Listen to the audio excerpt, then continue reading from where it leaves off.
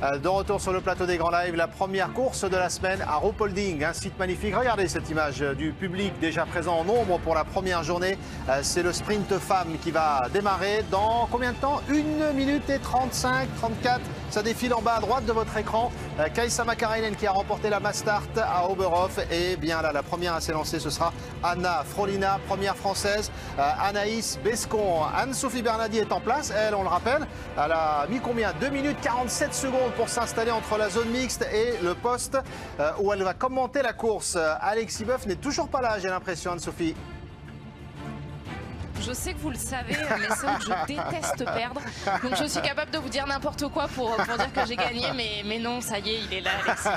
On va pouvoir commenter cette course. Alors on a calculé, il est passé par l'anneau de pénalité et vous avez mis moins de temps, Anne-Sophie. C'est vous qui gagnez la première course du jour à Ruhpolding en 2 minutes et 47 secondes. Allez, plus sérieusement, on va filer sur la course. Les Françaises au nombre de 6, dont Julia Simon que vous apercevez. Anne-Sophie, Alexis, on est heureux d'être à Ruhpolding parce que c'est un site exceptionnel pour le biathlon et on en profite dès aujourd'hui avec ce sprint femme. Et on est d'autant plus heureux d'être sur ce site, Alexis, avec cette magnifique image que vous voyez, que ça suit l'étape d'Oberhof où on a eu du vent, de la pluie, du brouillard. Là, Alexis, les biathlètes sont heureux d'être là. Alors au niveau de l'ambiance, on le dit, hein, alors qu'Anna Frolina va s'élancer, le statut de mec du biathlon se dispute un peu justement entre Oberhof et Ruhpolding. Et oui, ce site qui quand même d'année en année gagne, je trouve, en charme, en ambiance, en tout ce qu'on veut. Ils ont même rajouté une tribune qu'on découvrira. Alors, elle ne sera pas garnie sur ce sprint, je pense pas. Par contre, sur les courses de ce week-end, on verra, ça va rajouter pas mal de monde. Aujourd'hui, on a environ 8-10 000 personnes qui sont là. Donc, il y a déjà de l'ambiance pour cette première course qui vient de partir avec Anna Frolina, la russo-coréenne.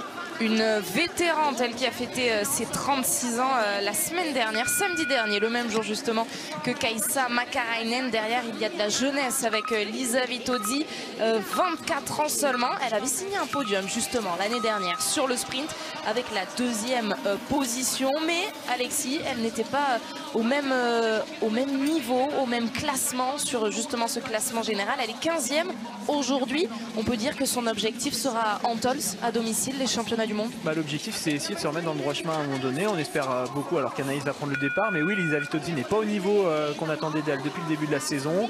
On est sur une course avec un profil qui peut correspondre à ses capacités. Il va falloir tirer très vite et très bien. C'est ce qu'elle sait faire. Le ski aura peut-être moins d'importance que d'habitude. Donc on va suivre ça pour Vitozzi. Et c'est un petit peu la même chose pour Anaïs, qui pourra certainement compter sur ces parties plates ici à Ruhpolding qu'elle aime bien, où elle peut faire parler sa puissance. Elle était la meilleure française déjà l'an passé sur le sprint justement, Alexis, avec une 5e place. Anaïs Bescon, Paulina Fialkova, on vous avait prévu, hein, ça part très très vite dans cette liste de départ du sprint. Il va falloir répondre bien présent, c'est sûr, pour celles qui partent devant. De toute façon, sur le sprint, on le sait, hein, il faut toujours partir à fond. Alors, spécificité cette semaine, c'est presque une spécificité finalement cette saison. Tant de sprints sont détachés des poursuites, mais là, il y aura bien une poursuite à la fin du week-end. Donc, il faut le réussir, ce sprint, car il compte double en gros. Il compte bien sûr pour la course du jour, mais il compte aussi pour le départ de la poursuite. Celles qui vont perdre aujourd'hui pourraient également se retrouver assez loin sur la poursuite qui arrivera plus tard. Donc il va falloir être bien au rendez-vous tout de suite sur ce pâtir où, je ne cesse de le répéter, ça va tirer très vite. Est-ce une nouvelle Kaisa Makarainen que l'on va découvrir alors que nous sommes quasiment au milieu de cette saison? On aura vécu 5 étapes à la fin de cette étape allemande de Ruhpolding. Il y en aura 10 tout au long de la saison. Est-ce une nouvelle Kaisa Makarainen? Elle qui s'est imposée, premier podium de la saison, c'était sur la dernière course à Oberhof, la Mass Start justement, et ses supporters sont là. On va voir ce que ça donne, oui, sur son tir. Elle nous a impressionné dans le vent, dans des conditions difficiles. Maintenant, on va voir ce que ça donne dans des conditions normales. Alors, c'est une athlète qui est passée par un petit peu tous les cas de figure dans sa carrière. C'est une athlète qui connaît par cœur ce site de Ruhpolding. Donc, normalement, pas de souci, hein, si elle est vraiment en phase avec ce qu'elle doit faire. Elle est capable d'aller chercher un 9 ou un 10 sur 10 qui pourrait lui permettre forcément, avec les montants de ski qu'elle a de manière régulière, de jouer quelque chose, de jouer un top 5. Mais comme je le disais sur l'avant-course, on est vraiment sur un site où ça dépend aussi beaucoup des adversaires. Il y a une énorme densité en ce moment chez les filles et on va voir ce que font les meilleurs. Même si on tire bien, il va falloir attendre le résultat des autres Alors que parfois, quand on réussit un 10 sur 10, on est quasiment sûr d'avoir fait un gros coup. Alors bientôt à mi-saison, je le disais à Alexis, et surtout bientôt ces championnats du monde qui s'approchent. On a commencé le décompte J-29 avant les mondiaux d'Antols, et il y a aussi des places pour les sélections à aller chercher. Là, on commence à se rapprocher des championnats du monde. Les grosses équipes n'auront que 4 athlètes au départ par sexe, non pas 6 comme ça peut être le cas sur la Coupe du Monde. Donc il faut commencer à faire du choix entre les athlètes, et ça les athlètes le savent bien. Il faut être capable de montrer à ses entraîneurs qu'on est sur une période où on est en forme, même si les championnats du monde sont encore assez loin. C'est quand même le moment où les sélections se jouent, et ça rentre petit à petit dans la tête de tous les athlètes.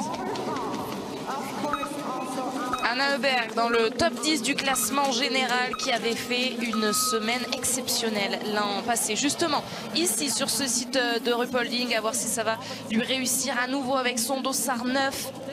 Deuxième suédoise à s'élancer après Lynn Persson et son dossard 6 que on n'a pas vu à l'écran, elle qui est 12e au général du très beau monde. Donc Kaisa Makarainen qu'on suit sur cette piste, ça nous permet de la découvrir également, Alexis. Pour l'instant la plus rapide c'est Paulina Fialkova.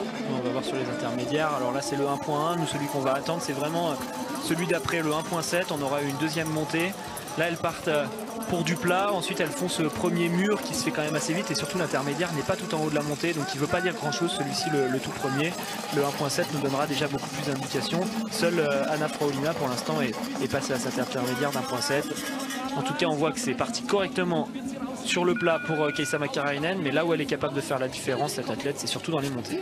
Elle fait partie des favorites aujourd'hui pour ce sprint, elle qui n'est pas sortie du top 10 depuis la mi-décembre. 4 victoires, 5 podiums, elle est stratosphérique. Thierry Lecoff, elle l'a encore montré sur la dernière course de Doberhof avec cette deuxième place sur la Mastart. Et surtout, il y a un très bon sprint à aller chercher pour aller faire une belle poursuite. Ce sera dimanche, on vous le rappelle. Pour l'instant, c'est elle la meilleure sur ce classement de la poursuite. Elle pourrait pourquoi pas aller chercher ce petit globe, le premier de sa carrière à la fin de la saison. On va voir ce que ça donne effectivement. Est-ce qu'elle est encore une fois capable de confirmer? On dit ça chaque semaine, mais elle nous impressionne, hein. C'était vraiment une athlète qui tirait bien de temps en temps et qui allait chercher la victoire, et qui assez souvent malgré tout se retrouvait avec des scores très mauvais. Là elle a changé sa façon de tirer, et surtout elle a changé sa façon de comprendre le tir. J'ai l'impression que pour Anaïs Bescon c'est compliqué, ça se voit dès ce premier tour. Là elle est à 13 secondes, c'est beaucoup de retard, hein. Sur cette partie on voit que Fialkova qui est juste derrière elle, enfin qui est partie juste derrière elle, l'a déjà quasiment rattrapé de moitié. Il y a 30 secondes, hein, qui séparent chaque athlète au départ. Et on l'a vu clairement sur l'image, Fialkova, Paulina Fialkova n'était vraiment pas loin derrière. Donc ça a l'air assez compliqué pour Anaïs, là dès le premier tour sur une piste qui est dynamique quand même malgré tout, hein. Les filles tournent tout de suite après la sortie du pas de tir, elles vont pas faire le long plat complètement de l'autre côté. Donc on a quelques montées qui s'enchaînent, il faut toujours remettre de la relance, remettre du rythme, et celles qui sont bien fraîches musculairement vont faire la différence par rapport à celles qui sont déjà un peu fatiguées. Et il est là, ce pas de tir. Alors justement, on le dit facile, Alexis.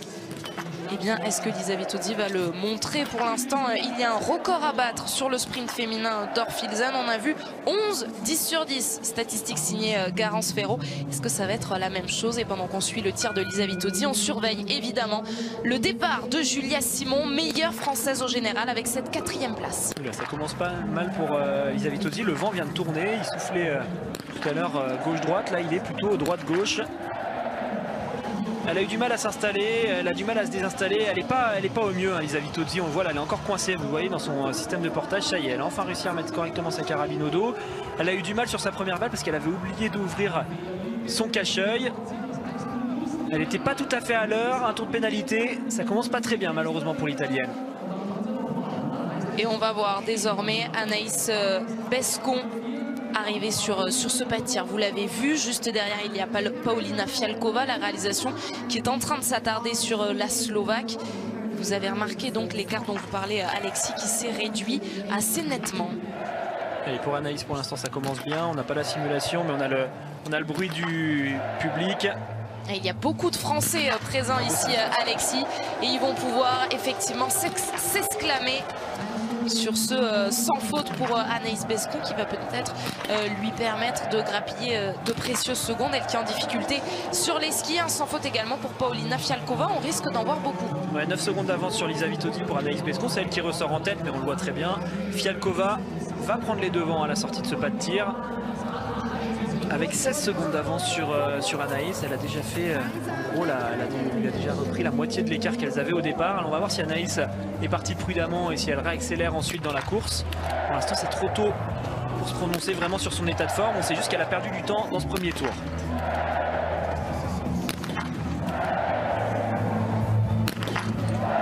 C'est bien fait hein, pour Kaisa Makarainen, un tir très rythmé, très engagé, elle qui parfois tire quand même beaucoup plus doucement. Attention, si elle s'est libérée depuis Oberhof, elle va peut-être bien jouer quelque chose de gros sur cette course. Mais on le voit, pour l'instant c'est Fialkova qui est partie le plus vite. Kaisa Makarainen qui ressort en deuxième position de ce pas de tir alors qu'il y a une autre norvégienne très dangereuse en la personne de Marte Holsbu Reuseland, elle qui est 8e au général à 146 points de Dorothea Virer. Justement la voici Dorothea Virer, c'est elle qui porte ce dossard jaune sur ses épaules, mais elle l'a dit, Marte Holsbu Reuseland, l'objectif cette saison pour elle ce sera les mondiaux d'Antols et justement ils seront bientôt là. On sera à Pokluka la semaine prochaine avant justement ces mondiaux en Italie.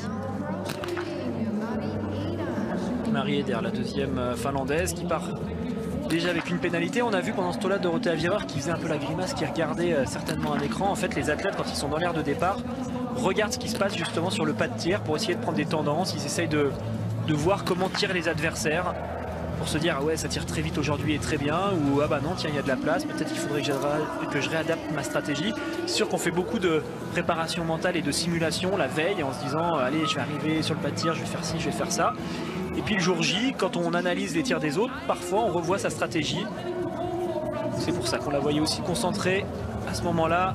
Anna Heuberg vient d'arriver sur ce pas de tir, elle est vraiment dans des temps très corrects. Pourquoi pas jouer la sortie avec Fialkova. Thierry Lekov pendant ce temps-là, 1.7 est parti plus vite que tout le monde justement. Elle met 4 secondes à Anna Heuberg qui a le deuxième temps sur cet intermédiaire 1.7. Ça tire bien et vite pour l'instant. Et c'est impeccable pour la Suédoise. Derrière la jumelle de son entraîneur, elle va ressortir dans les tout meilleurs temps, peut-être même, oui, elle sera devant la Slovaque Paulina Fialkova, puisqu'il est juste là, ce gros poteau qui permet de montrer ses intermédiaires. Thierry Lekov, justement, Alexis, vous en parliez, sur la piste, elle est la plus rapide et elle est là, avec plus de 50 secondes d'avance à son arrivée sur ce pas de tir. 50 secondes d'avance pour tirer et ressortir en tête. Elle a, allez, on va dire 6-7 secondes d'avance à peu près sur Anna Heuberg à ce moment-là de la course. On va voir si elle est capable de stabiliser encore une fois ses tirs couchés. C'est vraiment là qu'elle avait des problèmes. Elle repartait parfois avec 2-3 erreurs dès le premier tir.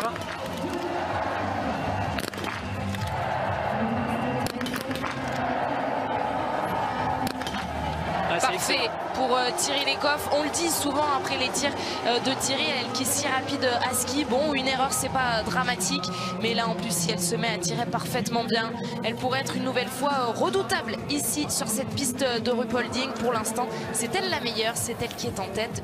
On revoit la simulation. 6 secondes d'avance sur Heuberg à la sortie de ce premier tir. Elle a vraiment franchi ce cap qu'on attendait d'elle depuis des années. Elle aurait pu le franchir depuis longtemps. La dernière balle est légèrement à droite, mais c'est quand même encore bien dans la cible. C'est pas un cordon. C'est fort pour l'instant ce que fait Thierry Lekov. Tout comme sa compatriote Anna Heuberg, Mona Brorsson réussit elle aussi le sans faute. Elle ne sera pas en première position, mais elle sera peut-être bien devant Anna Heuberg. Elle est partie fort, la Suédoise, ça va se jouer à rien du tout. Elle sera juste derrière sur ce podium tout provisoire. Elle a seulement le dossard 12, mais elle est 3e à la sortie de ce premier tir. Et on le voit, les 5 sur 5 s'enchaînent. Il y en a déjà 8 sur ce début de course alors qu'elles sont seulement 12 à être passées. Plus du tout de vent. Et pour l'instant, quand on regarde la piste, c'est bien parti pour Julia Simon qui a le 4e temps là, à l'intermédiaire 1.7. Donc elle est dans le coup, dans le rythme des meilleurs. Alors pas aussi rapide que Thierry Lekov, mais ça c'est normal. Alors qu'on voit Justine là-bas devant la norvégienne. Alors, il me semblait que... Ah non, c'est avec Heuberg que Eder est ressorti. Donc elles vont pouvoir se tenir ensemble, la finlandaise et la suédoise. Par contre, elle, Thierry Lekov pour l'instant est tout seul. Au moment où Julia vient d'entrer sur le pas de tir. Voilà, on la retrouve tout de suite. Allez, on le comprend bien. Pas besoin de réfléchir, il faut aller le chercher 5 sur 5 sur ce tir couché.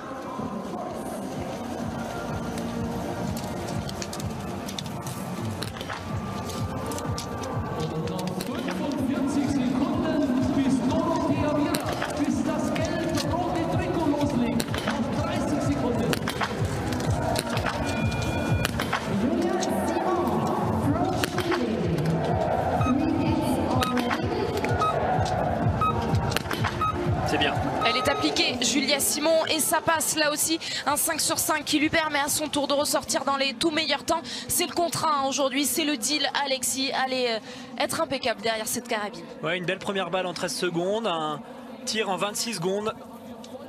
C'est excellent ce qu'a fait Julia. On se battra comme d'habitude sur les tirs debout pour vraiment aller chercher la place finale. Mais pour l'instant, il fallait déjà passer sans encombre ces tirs couchés où tout le monde a bien réussi, en tout cas toutes les grandes favorites.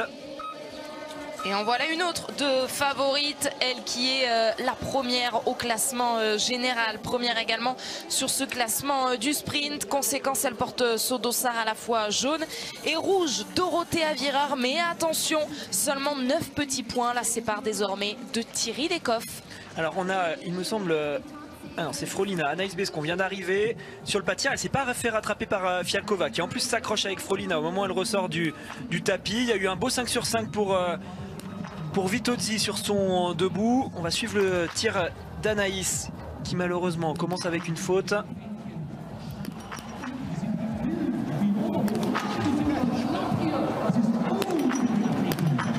C'est ce qu'on craignait, Alexis, ce score de 8 sur 10 qui ne serait pas rédhibitoire dans certaines situations. Mais ici, à Ruhpolding, ça ne va pas permettre de jouer devant. Attention à Paulina Fialkova. Le 10 sur 10, le tout premier, il est peut-être là. Et oui, la Slovaque réussit le plein une nouvelle fois. Il y a une grosse course de la part de la Slovaque. On va suivre ça avec attention.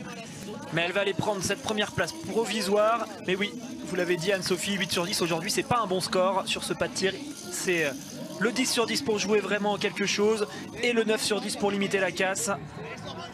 Mais à 8, ça va coûter assez cher pour Anaïs. 14 secondes d'avance à la sortie du pas de tir pour Fialkova sur Lisa Vitozzi qui elle a un tour.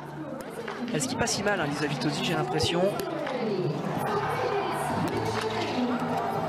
Oula, Kaisa Makarainen qui malheureusement est en train de craquer alors qu'elle avait fait... quasiment le plus dur sur ces deux premières balles. Elle a faibli au milieu de son tir. On n'a pas vu le tir de Royseland. Malheureusement, j'ai pas fait attention en même temps. Mais elle ressort avec le sans faute. Elle ressort 5e. C'est vraiment très très serré à la sortie de ce tir couché. Elle ressort 5e. Marthe Holzboe-Royseland derrière Julia Simon. Julia Simon qui est 3e ex-aequo à la sortie de ce premier tir ex-aequo avec Mona Brorson. On l'a pas vu en direct, mais on le revoit au ralenti ce tir Alexis de Marthe Holzboe-Royseland. Julia est devant alors qu'elle est moins rapide à ski, tout simplement par le fait qu'elle tire plus vite. C'est l'une des rares athlètes qui est capable de reprendre du temps à tout le monde sur le pas de tir avec sa vitesse d'exécution, un petit peu comme Lisa Vitozzi. C'est pour ça qu'avec un 9 sur 10, elle n'est qu'à 14 secondes de Fialkova qui elle n'a pas de pénalité. Grâce à sa rapidité d'exécution, personne n'a déjà fait un tour. On va voir ce que ça donne sur ce tir debout.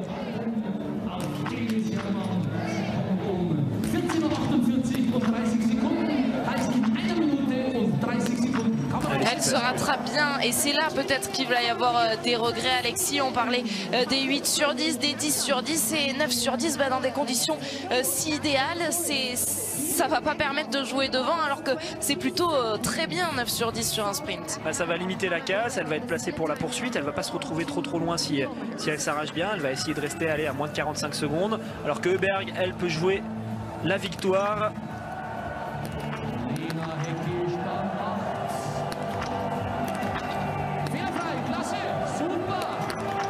Elle s'en donne les moyens, en tout cas Anna Öberg avec un 10 sur 10 qui va lui permettre là aussi de ressortir dans les tout meilleurs temps alors que le dossard 23 juste derrière elle, eh bien vous l'aurez reconnu, c'est Franziska Preuss qui joue à domicile. 24 pour Justine qui rentre en même temps sur le pas de tir. Oui, Öberg va ressortir même bien en tête.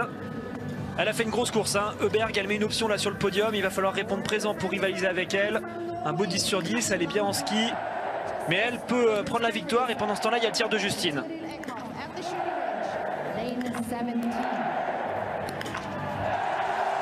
Les tirs que vous entendez, ils sont pour Franziska Preuss qui va ressortir avec le plein. Oh là là, le plein également pour Thierry Lecoff qui va être très dangereuse donc avec ce score et un bon début de course, Alexis, pour Justine. Bon bah voilà, pas de surprise sur ce début de course. Les favorites sont là, les scores sont très élevés. Justine Warski avec Eekhoff dans ce tour, ça c'est pas mal. Elles vont pouvoir vraiment s'entraider toutes les deux. Alors il faut que Justine fasse attention car Thierry Lecoff part pour son dernier tour. C'est toujours celui où on s'arrache le plus car on va en direction de la ligne d'arrivée alors que Justine elle doit encore gérer, il restera un tour derrière. Allez, ce serait bien de se décaler juste pour laisser passer Thierry Lecoff et se mettre derrière. Non, Justine pour l'instant préfère rester devant. Justine est ressortie deuxième, justement 5 secondes derrière Thierry Lecoff, qui vient de ressortir en tête avec 18 secondes d'avance. Et je disais qu'il y avait une option pour le podium pour Heuberg, il y a une option pour la victoire qui a été clairement prise pour Thierry Lecoff.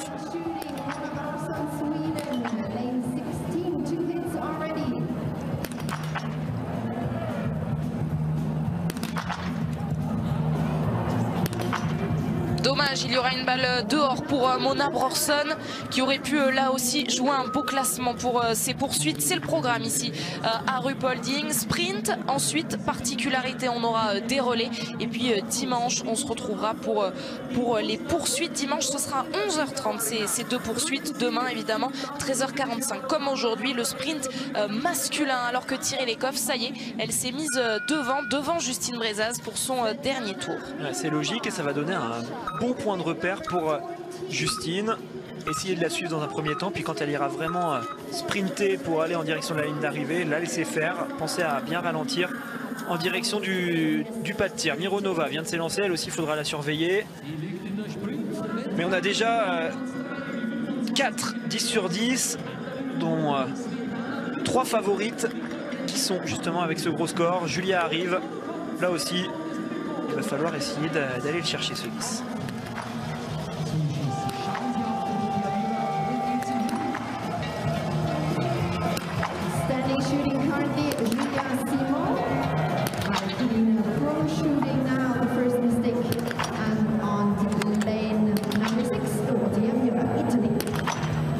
Quel dommage cette balle, cette deuxième cible qui n'a pas basculé pour Julia Simon qui doit aller sur cet anneau de pénalité et se rajouter donc 150 mètres dans ce 7 km et demi du sprint. Début en revanche parfait pour Dorothée Avirer avec ce sans faute. Ouais, Dorothée Avirer qui va ressortir dans des temps intéressants. On va voir combien ça la place exactement. Elle va être à peu près dans les temps de Justine Brezaz, je pense, juste devant ou juste derrière. Voilà, 3 secondes, elle est deuxième pour l'instant. Elle s'intercale entre Thierry Lecoff et Justine Brezaz. Il va rester quand même ces tirs debout qui sont toujours aussi importants. Allez, Julia qui fait malgré tout une belle course correcte. Il va falloir s'arracher dans le dernier tour. Elle vient de ressortir. Elle est quatrième à 43 secondes avec son tour. Il y a Fialkova juste devant elle, 10 secondes devant elle, qu'elle pourrait pourquoi pas aller chercher si elle termine plus fort. Un 9 sur 10 qui est un bon score, mais ici à Ruhpolding, malheureusement, qui ne sera pas suffisant, je pense, pour jouer le podium ou le top 5. On va voir quand même ce que ça donne d'ici la fin de la course pour Julia. Cette tribune qui est en train de s'agiter pour l'arrivée des premières biathlètes. Et la meilleure d'entre elles avec son dossard 4, et bien pour l'instant c'est Paulina Fialkova qui est 15 secondes devant Lisa Vitozzi, pour l'instant deuxième. Mais vous l'aurez compris, on attend le dernier tour de Thierry Lecoff qui est en train finalement de mener un combat à distance avec Dorothée Avirer. Je vous le rappelle, seulement 9 points séparent l'italienne de la norvégienne avant cette course au classement général. Ah, ça va pas être facile pour Dorothée Avirer de résister à la belle course de Thierry Lecoff qui en plus est en train d'accélérer dans le dernier tour. Elle reprend du temps à Anna Heuberg qui est pour l'instant deuxième. Elle lui a mis déjà 5 secondes en 1 km et demi. Royseland sur le pas de tir pour son tir debout. Là c'est la victoire qui se joue face à Thierry Lecoff. Pendant ce temps là, Camilla Zouk, elle va partir pour un tour de pénalité.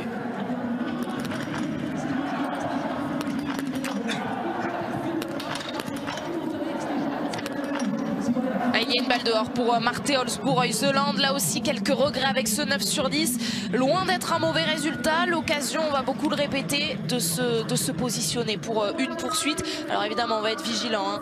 Avec, on connaît Marte Olsbourg-Royseland et il reste encore un tour à parcourir avant d'aller chercher cette ligne d'arrivée. Elle aurait été derrière, malgré tout, on l'a vu quand elle est sortie, elle avait déjà 6 secondes de retard sur Thierry Lecoff alors qu'elle n'était pas encore sortie de ce pas de tir. Il va y avoir 20 secondes, 23 secondes de perdu sur l'anneau de pénalité. Elle va sortir à une trentaine de secondes, je pense, Royseland, ce qui va la placer aux alentours de la 3e ou 4e place. Et la voici. Et c'est ça, Alexis, vos prévisions sont les bonnes. La 5e place pour Marte Olsbourg-Heuseland. Kaisa Makarainen est arrivée, elle s'est mise sur ce podium tout provisoire, mais poussée tout de suite par Lynn Persson, la Suédoise, auteure du 9 sur 10 aujourd'hui. Elles sont 6 pour l'instant à être arrivées. Et regardez, celle qui suit, eh bien c'est Anna Öberg, et elle va faire reculer tout le monde, tout simplement parce qu'elle va venir chercher le temps de référence. La première place, elle est devant Paulina Fialkova. Après le tir debout avec un 10 sur 10, elle est pour l'instant 2e. Après le tir couché, elle est 4e car Dorothea Virer et Justine Brezas sont devant elle. Mais elles ne sont pas encore passées sur le debout. Si Thierry Lekov va en direction de l'arrivée, ça veut dire que Justine va arriver dans quelques instants sur le pas de tir. On va passer tout de suite de l'arrivée de la Norvégienne au tir de la Française qui jouera la victoire, voire le podium sur ce tir debout. Thierry Lekov enchaîne et montre qu'elle a définitivement passé un cap derrière la carabine. Un nouveau 10 sur 10 qui lui offre un beau matelas d'avance sur Anna Öberg. 29 secondes, des écarts très précieux en vue des poursuites de dimanche. Il y a elle aussi qu'il ne faut pas oublier, bien sûr, Denise Herrmann. Il va y avoir du bruit avec la tribune qui va suivre son tir. Justine vient de s'installer à la cible numéro 16.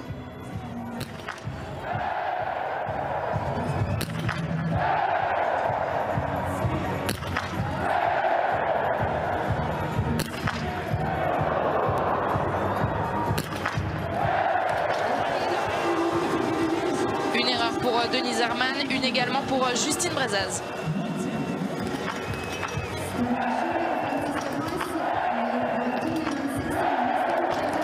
Ah, c'est dommage.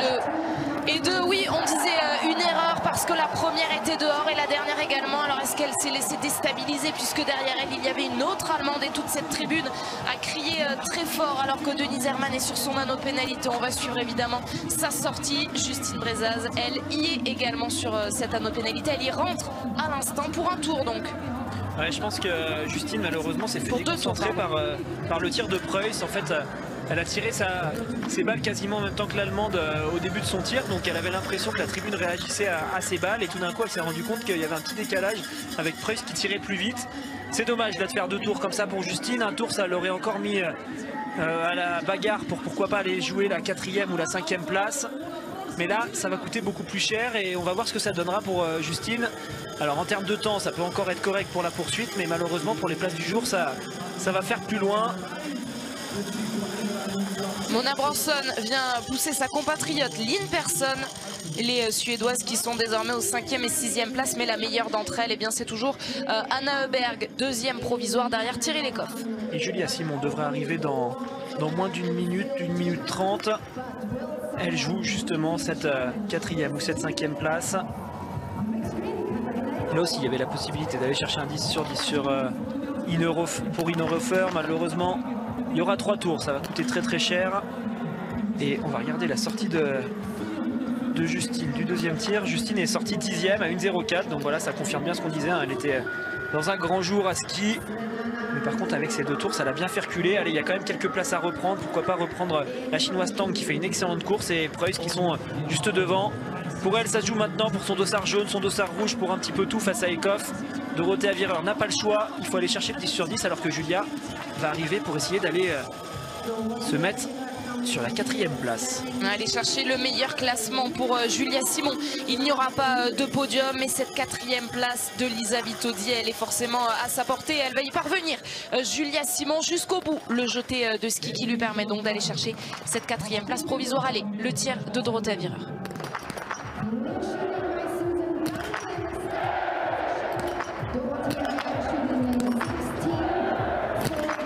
C'est impeccable, le 10 sur 10, reste à savoir désormais si ça va être suffisant sur cette piste pour aller chercher Thierry Lekov. Eh ben, elles font le boulot, les deux qui jouent le classement général. Il fallait le faire, de jouer ce 10 sur 10 face à Thierry Lekov. Alors en ski, elle est derrière, hein, c'est sûr, elle ne sera pas aussi rapide que la Norvégienne. Par contre, si elle va terminer 2e, ça lui donnera des points très importants. Allez, faire avec les moyens du bord. En tout cas, sur le tir, ça va l'air correct. Alors j'attends de voir quand même où a tapé la dernière balle. Ouais, Bah, j'ai pas eu le temps de voir, c'est allé beaucoup trop vite. Il me semble qu'elle était en bas à droite, mais même pas sûr. En tout cas, il y a le 10 sur 10 pour Dorothea Virer qui ressort pour l'instant deuxième. Mais attention, car Anna Heuberg est seulement 4 secondes derrière elle à cet endroit-là de la course et ça va jouer à pas grand-chose. Julia Zima pour aller chercher une belle course, pourquoi pas s'inviter dans le top 5. Et pas de 10 sur 10, là non plus, le 9 sur 10. Alors oui Alexis, c'est un pas de tir facile, mais finalement, eh bien, il y en a des erreurs et c'est une vraie performance d'aller chercher le 10 sur 10 aujourd'hui. En tout cas, c'est de grandes dames qui sont parvenues pour l'instant avec Eckhoff, Virer, Heuberg ou Fialkova pour ne citer qu'elle en tête de cette course. Ouais, on a quasiment les 4-5 athlètes les plus fortes à ski qui vont chercher ces gros scores en tir, donc bah forcément elles se retrouvent devant. Il y a un beau combat à mener dans ce dernier tour pour Dorothea Virer. On va voir si Royseland passe devant Julia Simon. Elles se battent à rien du tout, à quelques secondes près. Ouais, elle risque d'être juste devant Royseland. Elle va faire reculer Julia d'une place. Allez, 5 secondes pour aller chercher le tir, le temps de Julia Simon. Elle y parvient, elle vient chercher cette 4e place provisoire à 4 secondes très exactement de la française Marte Holzboe-Royseland qui pour l'instant eh bien n'est pas sur le podium, qui n'y sera pas forcément, avec une erreur aujourd'hui. Ouais, Thierry Lecoff qui a mis une belle leçon de ski à tout le monde. Pour l'instant elle met 31 secondes au deuxième temps de ski, justement occupé par Royseland, 34 secondes à Heuberg, et Julia est bien avec son 5e temps de ski à 42 secondes. Elle est devant Vitozzi, devant Eder, devant Makarainen. C'est correct ce que fait Julia à ski, elle continue de bien progresser. On va voir si ça tient pour rester dans le top 6 pour la cérémonie des fleurs pour Julia. Mais quoi qu'il arrive, avec un 9 sur 10, il y aura une belle place aujourd'hui pour Julia. Elle s'est bien battue sur la piste. Elle a tiré vite comme elle sait le faire d'habitude. Et elle a la réalisation qui ne se trompe pas en nous montrant le très beau début de course de la jeune biélorusse Elena Krushinkina, qui elle aussi fait partie des meilleurs temps avec un 5 sur 5, 14e à la sortie de ce tir. Allez, on suit la dernière boucle de Dorothea Virer. Ça a l'air dur, elle va se faire doubler je pense par Anna Heuberg qui a mieux fini qu'elle. On voit qu'elle a les épaules qui sont déjà rentrées, le haut du corps qui est un peu cassé alors qu'on est seulement au début de la boucle. Pour l'instant ça tient toujours, mais vous le voyez, désormais Heuberg n'est plus qu'à 1 seconde d'elle alors que tout à l'heure il y avait 4 secondes de différence. Ça va pas être simple de tenir pour l'italienne. Davidova il me semble est sur le pas de tir. Et elle souffre quelque chose, Davidova. Et elle souffre, Alexis Marketa Davidova, puisqu'elle vient de perdre 2 balles. Ouais, 2 balles ça fera là, du coup beaucoup trop comme on dit depuis le début de la course. Il faut qu'elle termine dans le top 3 hein, si Thierry Lecoff, et je pense que c'est déjà bien réglé hein, quand même pour la victoire. Je vois pas vraiment. Alors Denise Herrmann, on va quand même faire attention à elle, on va se méfier. Mais en tout cas, pour la première ou la deuxième place, je pense que Thierry Lecoff n'en bougera pas. Seule elle, je pense, peut l'inquiéter. Il me semble qu'il y avait déjà un tour hein, pour Denise Herrmann sur le premier tir. Elle est quand même un peu plus loin. Il y a eu un tour, elle était à 27 secondes. Dorothea Virer, si Thierry Lecoff gagne, doit terminer dans le top 3.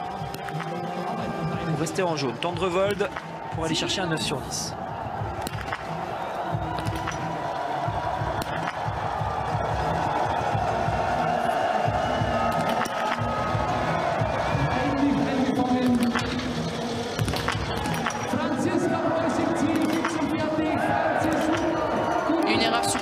Donc pour Ingrid Tendrevold qui aura le 8 sur 10 aujourd'hui, et ce sera encore davantage pour Denise Herrmann.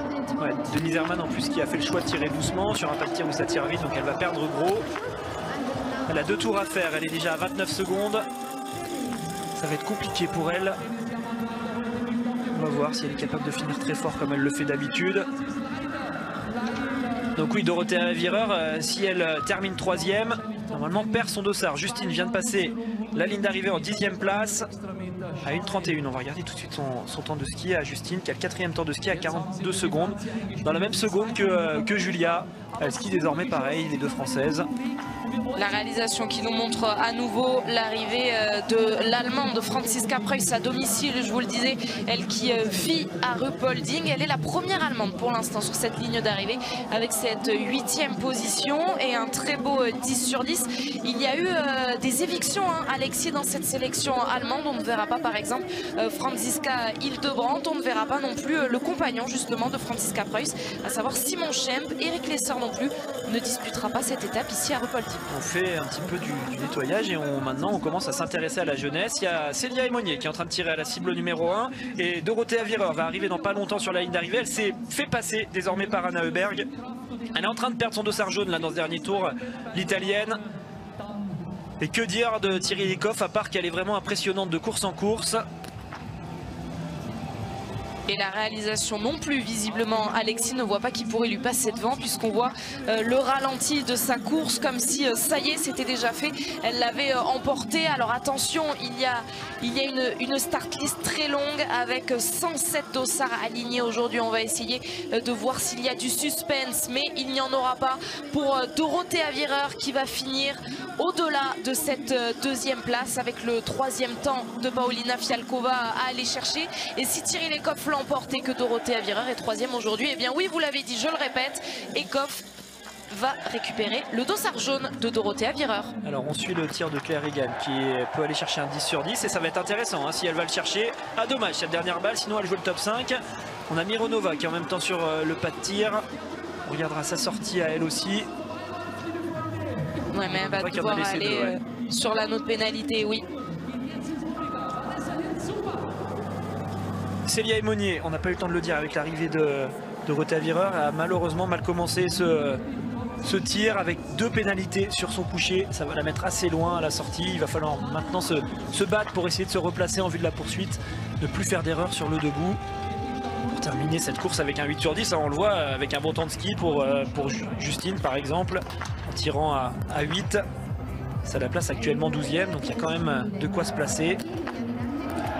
Célia Aymonier pour l'instant qui est ressortie en 52e position à 1 minute 07.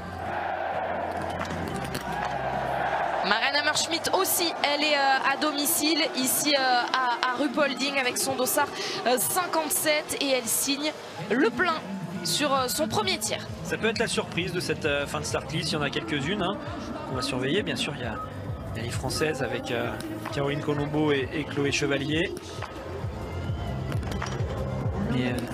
C'est l'une des athlètes qu'on avait cochée. Alors elle n'est même pas en fin de start list, elle est en milieu de start list.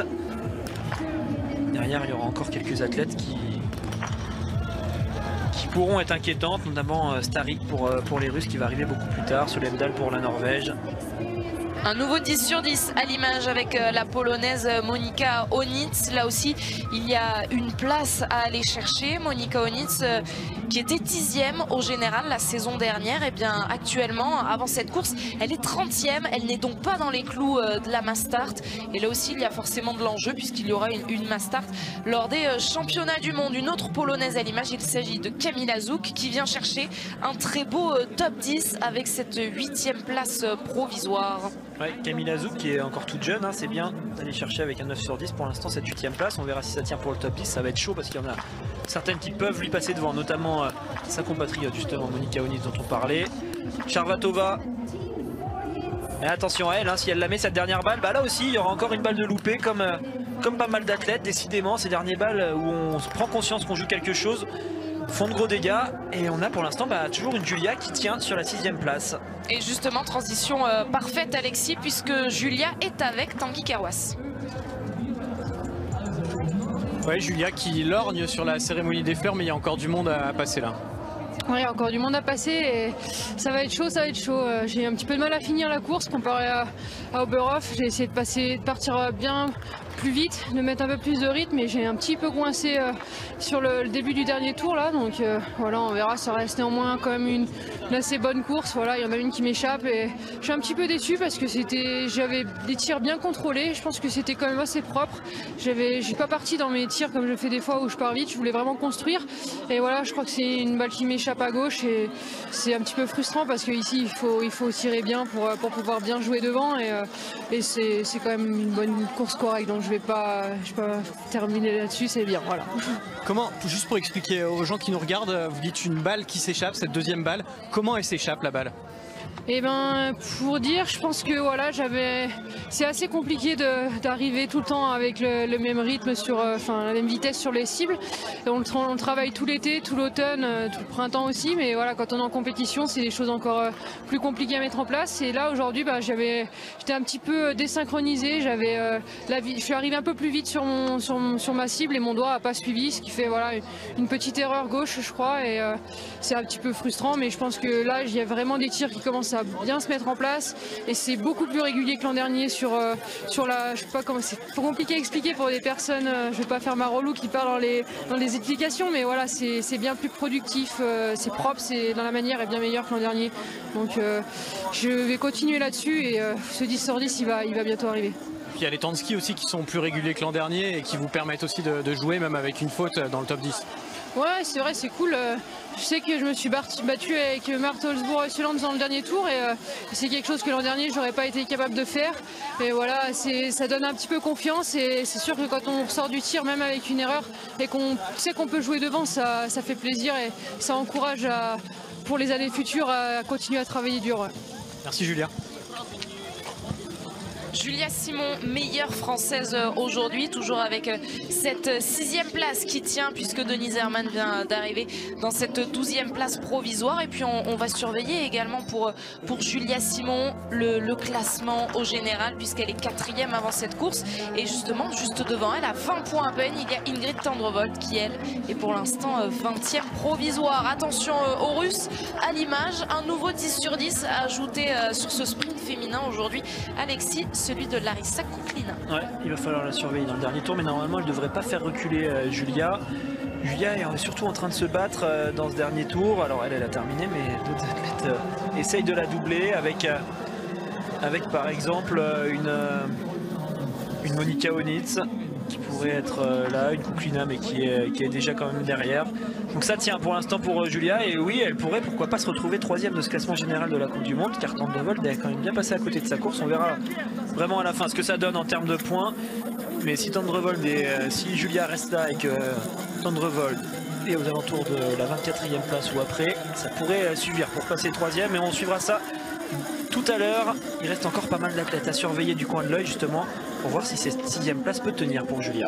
Ouais, par chance, il y a Garance Ferraud en régie avec sa calculette qui est en train de nous souffler justement cette 24e place par exemple pour Ingrid Tendrevold. On surveille tout ça, on fera les calculs à la fin et puis évidemment on vous le répète, une course très importante, d'un classement très important aussi pour la poursuite. La poursuite ce sera dimanche à partir de 11h30 et il va y avoir un très beau programme dimanche d'ailleurs sur la chaîne L'Équipe avec l'ouverture de la station L'Équipe à partir de 8h et notamment la diffusion des Jeux Olympiques de la jeunesse où nos jeunes biathlètes français sont en train de briller. Mais avant cela, il y a cette course de biathlon et le tir de Vanessa Hines devant son public. Ouais, Vanessa Hines qui peut faire reculer justement Julia, ça va se jouer à pas grand chose, il faut la surveiller. Elle tire à 10 sur 10, ouais, elle va pouvoir peut-être se placer dans ce top 6. Ça va être très serré, alors il lui faut 10-15 secondes pour ressortir du pas de tir. On voit le temps de Julia qui a 43 secondes justement à cette sortie de pas de tir. Il va y avoir un beau match entre les deux athlètes dans le dernier tour. Ça va se jouer certainement à pas grand chose. Célia est en train de tirer sur son tir debout, on la voit là-bas tout au fond. Vous voyez, elle est dans les mêmes temps que Julia, à 2 secondes près. Pour l'instant la première allemande sur la ligne d'arrivée est 10e, c'est Preuss.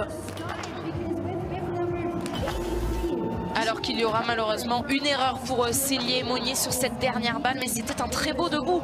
Jusque là, les 4 premières sont à l'intérieur et ça fera donc un 7 sur 10 aujourd'hui pour Célier et Monnier.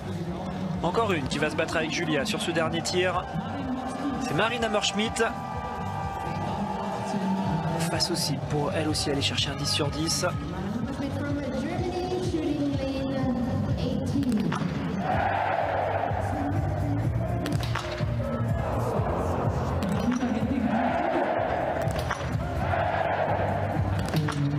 C'est dommage, elle va s'ajouter donc 150 mètres. Maren Hammerschmidt avec une erreur sur ce tir pour l'instant. Donc Thierry Lecoff, toujours pas inquiété. Thierry Lecoff qui est avec Tanguy.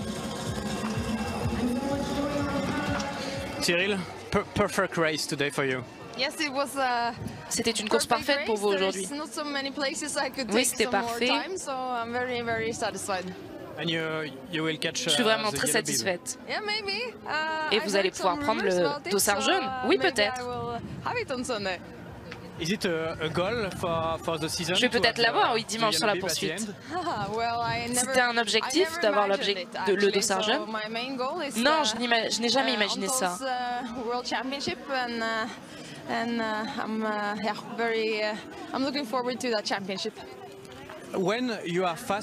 Mon objectif, c'était les championnats du monde, c'était pas le dossard jaune comme objectif. Good question, but I always been very fast in the skiing, and sometimes when you ski too fast, it's very hard on the standing shooting. But today I had a perfect race, so I can't complain. Thank you, Cyril. Aujourd'hui, c'était une course parfaite. Thierry Lecoff qui expliquait à Alexis, c'est difficile de traduire en même temps ici à Ruhpolding. Je me suis permise d'écouter la réponse en entier. Thierry Lecoff qui parlait justement de sa vitesse à ski et de son tir debout, mais elle a réussi aujourd'hui ce 10 sur 10. Elle expliquait que des fois, quand elle skie très vite, elle a du mal sur son tir debout. Forcément, elle s'emploie, elle arrive plus essoufflée et elle a du mal à tenir face aux cibles. Alors c'est peut-être ça qu'elle a travaillé justement avec ses entraîneurs, d'avoir une arrivée différente, essayer de mieux se relâcher avant d'arriver sur ses cibles pour être plus à même d'être concentrée, d'aller chercher des 9 ou des 10 sur 10. En tout cas, elle le fait vraiment très bien en ce moment. Et Michaela Carrera à l'écran, voilà, la relève du biathlon italien qu'on voit arriver petit à petit, qui peut aller chercher une belle course, mais il aurait fallu un 10 sur 10, malheureusement elle va devoir aller au moins une fois sur la note pénalité.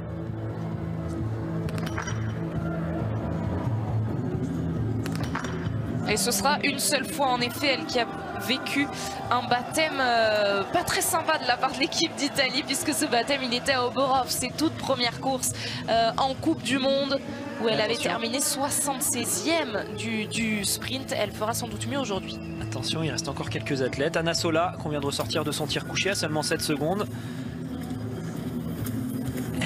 Pourquoi pas venir se mettre dans ce top 6 en fin de course. En tout cas ça tient toujours, hein. Julia est toujours 6e à 59 secondes, juste derrière Marte Holzbourg-Reuseland. On revoit la vue arrière du tir de Sola justement. Et on a quand même du mal à voir qui c'est qui pourrait venir inquiéter Thierry Lecoff. Pour l'instant, le classement semble figé. Thierry Lecoff en première position, Anna Heuberg en 2e place, Dorothée Avireur est 3e, Fialkova 4e, Reuseland 5e et Julia donc 6e. Pour les autres Françaises, c'est la 18e place pour l'instant avec 2 tours de pénalité pour Justine, la 29e pour Anaïs Bescon et Célia n'a pas encore franchi la ligne d'arrivée. Mais il reste encore quelques athlètes, hein. On va se méfier jusqu'au bout.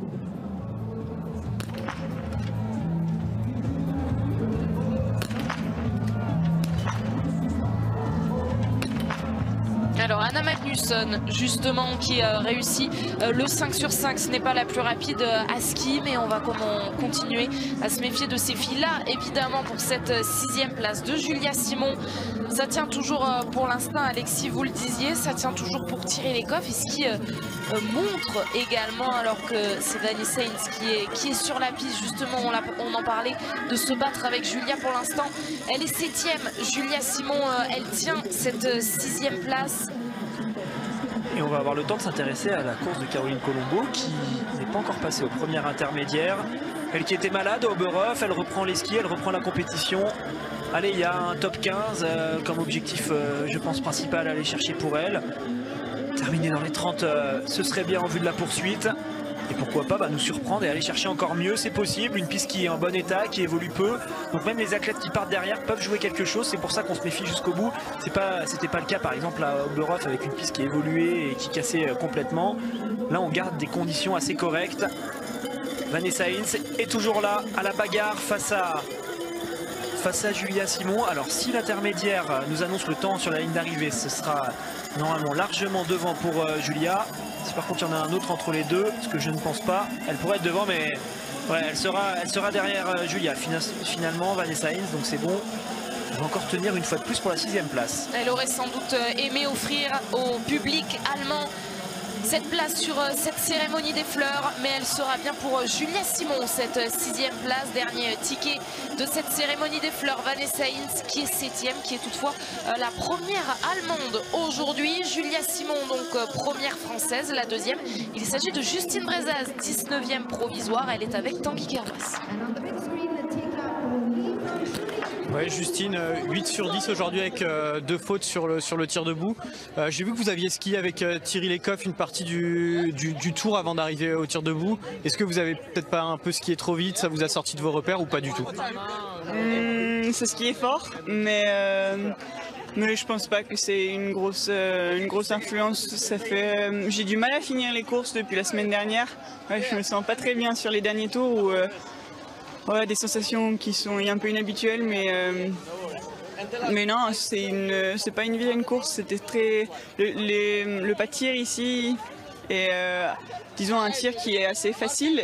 Où il y a des très bonnes conditions et la faute est chère. Après, j'ai pas pensé à ça aujourd'hui. J'ai voulu construire mon tir debout, mon tir couché, mon tir debout. Tir couché, ça c'était un bon tir de référence et le tir debout, malheureusement, je tombe un peu dans mes travers avec quelques crispations envoyées avec l'épaule dans le tir. Et voilà, il suffit de jouer un petit peu plus encore et de trouver un petit peu de calme sur le tir, mais sinon c'est pas une vilaine course. Et après sur les skis on fait avec la forme du moment et puis ça va revenir très bien.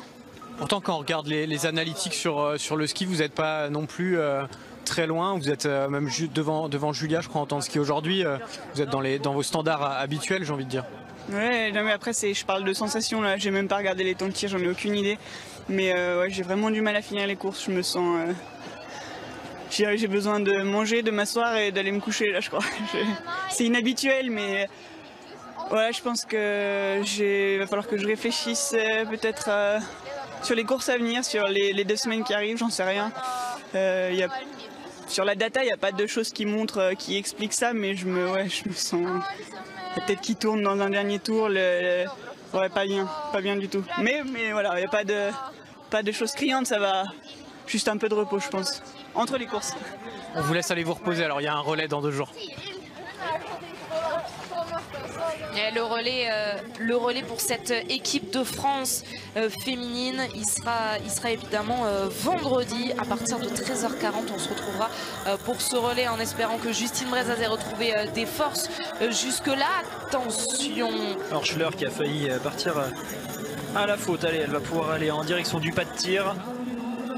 Mais oui, quand on regarde bien les analytiques, c'est vrai qu'il y a des athlètes qui sont devant les Françaises. C'est le cas de Kamila Zouk, c'est le cas de Krushkina, la Biélorusse. C'est des athlètes qui normalement sont moins rapides.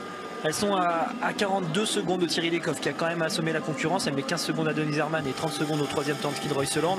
Donc ça allait très vite pour Thierry Lecoff. Mais c'est plus les indications de ces athlètes qu'on voit moins souvent rapides. Comme je disais, Kamila Zouk qui est près de la même génération que Justine et Julia, qui est encore toute jeune, qui sort tout juste de ces catégories juniors et qui commence à montrer de belles choses à ski.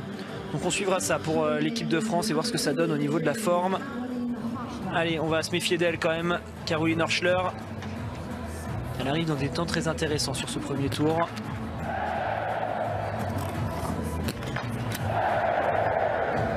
Et Anna Sola peut jouer quelque chose sur son tir debout. On n'a pas les chronos, mais il va quand même falloir la surveiller. Avec un 10 sur 10, elle pourrait faire une grosse course. Et Orschler va nous faire vibrer pour justement cette place, cette position numéro 6 que tient toujours Julia. C'est la même chose pour Sola. On va voir à combien elle sort, Sola, à la sortie de ce pas de tir, car pour l'instant on n'a pas son chrono. C'est celui d'Orschler qui apparaît à l'écran.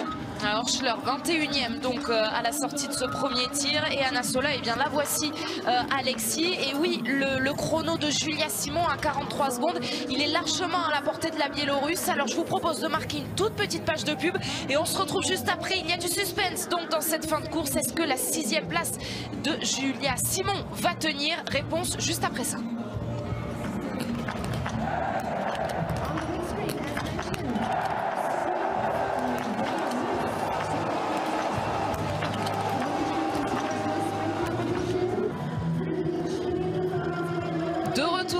ici à Ruhpolding où on a retrouvé le soleil. Les biathlètes l'ont retrouvé et on vous le promettait, il y a du suspense dans cette fin de course avec notamment la 6e place à tenir pour Julia Simon.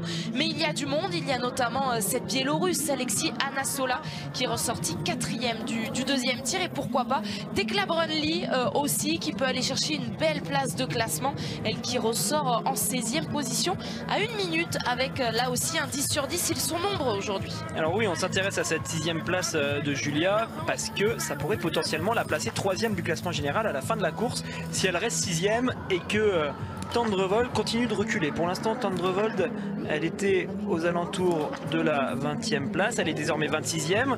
Si Julia reste 6e, elle passe 3e face à Tendrevold. Alors il faudra quand même se méfier que personne ne revienne derrière, mais normalement il y a de la marge quand même face à Royseland par exemple. Donc ça pourrait être quand même synonyme de 3e place à la fin de la journée pour Julia au classement général. C'est pas rien, ce serait même quelque chose d'énorme. Mais elle, sur la piste, pourrait la faire reculer. Anasola qu'on voit à l'image avec un 10 sur 10 et justement dans des temps intéressants et légèrement devant Julia. Ça va se jouer à pas grand chose, on le voit, elle a encore de la marge pour l'instant, elle tient bien. Pendant ce temps là, Caroline Colombo est sur le pas de tir pour son tir debout. Elle avait fait une faute sur le tir couché, il y aura une erreur supplémentaire sur son tir debout. Le 8 sur 10 aujourd'hui pour Caroline Colombo, alors que Anasola, elle, a bien fait le 10 sur 10 et elle pourrait aller chercher, du haut de ses 23 ans, sa meilleure performance en carrière, loin devant son meilleur résultat jusqu'à présent, qui était une 30e place, justement cette saison sur le sprint d'Orfilsen mi-décembre. Et bien c'est à nouveau sur un sprint qu'elle va pouvoir s'illustrer, mais cette fois, elle va marquer beaucoup plus de points puisqu'elle est en passe donc même de participer à cette cérémonie des fleurs, la première de sa carrière. Ouais, elle a quand même de la marge sur Julia, elle a bien encore 10 secondes d'avance. On va voir sur cette partie si elle les a perdues, mais on voit c'est quasiment que de la descente, il y a peu d'endroits où on perd vraiment du temps. Ça risque de se jouer à rien du tout et de faire reculer Julia. Il va donc falloir que Garance reprenne la calculette pour calculer si Julia est 7e, combien Tendrevold doit être pour que Julia puisse se retrouver éventuellement 3e si c'est possible. On a Chloé Chevalier qui est en train de faire son premier tir couché sur la cible numéro 1. Vous le voyez, ce chrono de Anasola, eh bien celui de Julia Simon, lui, il affiche davantage de temps, alors qu'on a la réponse de la part de Garance. Si Julia Simon recule à la 7e place, elle sera toujours sur ce podium du classement général devant Ingrid Tendrevold. Et oui, elle va reculer Julia Simon puisque Anasola vient chercher la 4e place provisoire. Quelle course de cette chaîne biélorusse qui vient donc chercher sa meilleure performance en carrière. Attention à Horschler qui là aussi peut aller chercher quelque chose. Pourquoi pas encore faire reculer Julia d'un cran. Ça va se jouer à pas beaucoup. Chloé Chevalier a fait un beau 5 sur 5 sur son premier tir. On suivra avec attention son tir debout.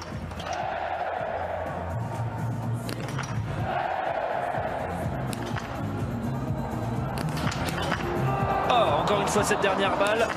Ça arrive beaucoup à Ruhpolding, on le dit, on le répète, pas de tir facile, donc en fait pas de difficulté technique. On enchaîne les 9 premières balles et puis tout d'un coup sur la 10e on se dit ah tiens, avec un 10 sur 10 je vais peut-être jouer la belle course, le top 10 ou le résultat qui me manque sur ce début de saison. Et à ce moment là on y pense et on part à la faute. C'est le cas pour Horschler qui va devoir faire un anneau de pénalité, donc ça va donner un peu d'air à Julia pour cette 7e place provisoire, mais par contre elle va quand même être en mesure d'aller se battre pour un top 20 et on va donner la place de Chloé à la sortie de son premier tir. Chloé est 45e avec ce 5 sur 5, elle est à 35 secondes. Les 10 sur 10 qui sont nombreux, le record à battre c'était 11 10 sur 10 sur le sprint féminin d'Orfilsen. Et bien c'est largement battu puisque actuellement j'en compte au moins 18, alors que c'est une Suédoise qu'on voit à l'image, Anna Magnusson. Justement elle a réussi le 10 sur 10 et Anna Magnusson elle va venir chercher un top 15 provisoire avec pour l'instant eh bien cette 12e place. On va quand même se méfier, hein. On vous le dit, avec ces 10 sur 10, on vient de le voir avec Horschler, on vient de le voir avec Sola et d'autres athlètes. Il y a des surprises, il y a Solendal, voilà. justement, qu'on avait coché, qui a fait un beau 5 sur 5 sur son tir couché. Elle arrive pour un tir debout. Elle aussi va aller jouer le top 10. Pour la victoire, on le sent, hein, c'est quand même compliqué d'aller rivaliser face à Eekhoff qui a fait une course absolument fabuleuse. La meilleure au niveau du pas de tir avec ce 10 sur 10 en plus assez rapide. Un énorme temps de ski.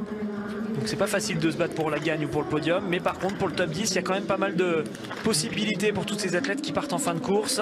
Je le disais tout à l'heure, la piste évolue peu, donc on est en mesure de jouer quelque chose même avec un dossard élevé. Le dossard 94 de Solendal est justement face aux cibles.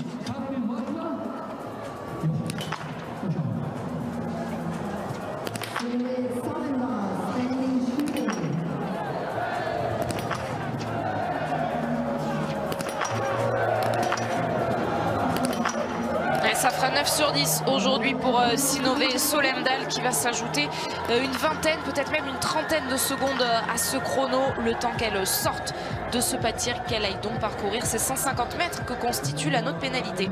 Ouais, du coup ça va là aussi tranquilliser Julia qui aurait pu avoir une concurrente de plus, mais normalement ça devrait tenir face à Solendal qui va aller perdre 25 secondes sur cet anneau. Starik vient de ressortir du pas de tir avec un beau 5 sur 5. On va voir combien la Russe est placée. Elle avait perdu 2 balles sur son coucher, donc elle est assez loin, elle est 62e.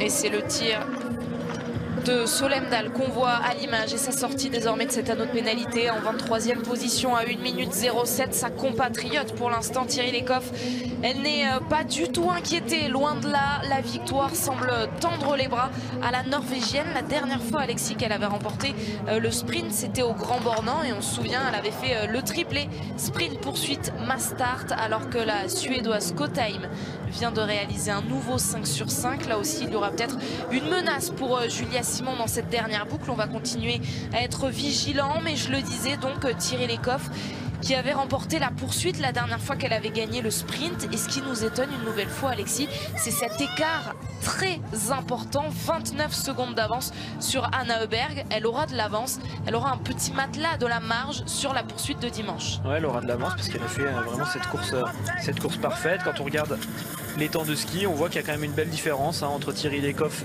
et Öberg. 34 secondes de perdu par la Suédoise. Vous l'avez dit, Anne-Sophie, une Suédoise de plus qui va venir jouer quelque chose, jouer le top 6 face à Sola pour essayer de participer à cette cérémonie des fleurs qui tient à cœur à tous les biathlètes. C'est quand même pas rien d'être dans les 6 qui restent pour aller fêter le podium. On va la suivre donc dans ce dernier tour, la Suédoise Stockheim qui est actuellement 6e, juste devant Julia à la sortie du pas de tir. Une cérémonie des fleurs que l'on va vivre tous ensemble. Évidemment, on va prendre le temps de débriefer cette course avec Mesut Benterkis. Ça va nous emmener jusqu'à 17h30 et l'équipe d'Estelle Denis qui débriefera toute l'actu foot de ce mercredi 15 janvier. Ce sera donc l'équipe d'Estelle à partir de 17h30 et puis nous on se retrouvera demain à 13h45 pour le sprint masculin. C'est le programme ici à Ruhpolding, sprint et particularité. On disputera, Alexis, des relais. Ce sera vendredi et samedi avant les poursuites de dimanche.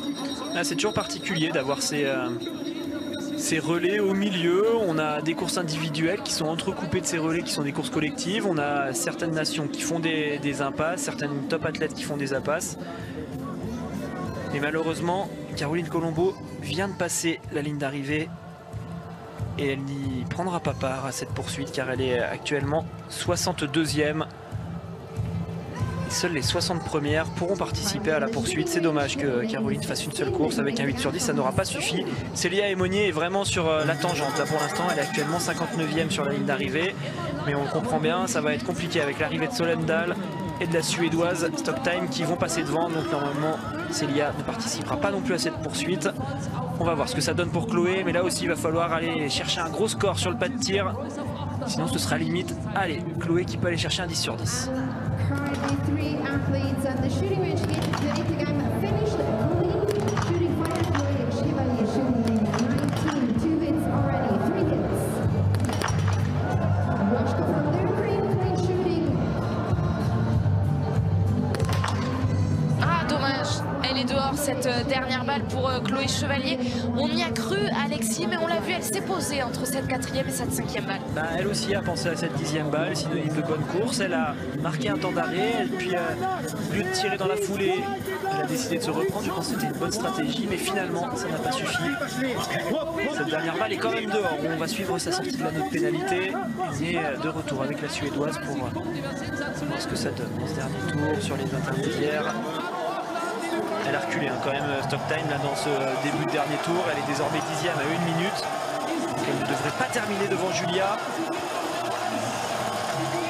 Caroline Horschler devant son public, elle aussi qui s'entraîne toute l'année ici à Ruhpolding. Eh bien, elle disputera la poursuite avec cette 36e place provisoire. Attention à cette arrivée, elle qui a fait ce début d'année, le début de 2020.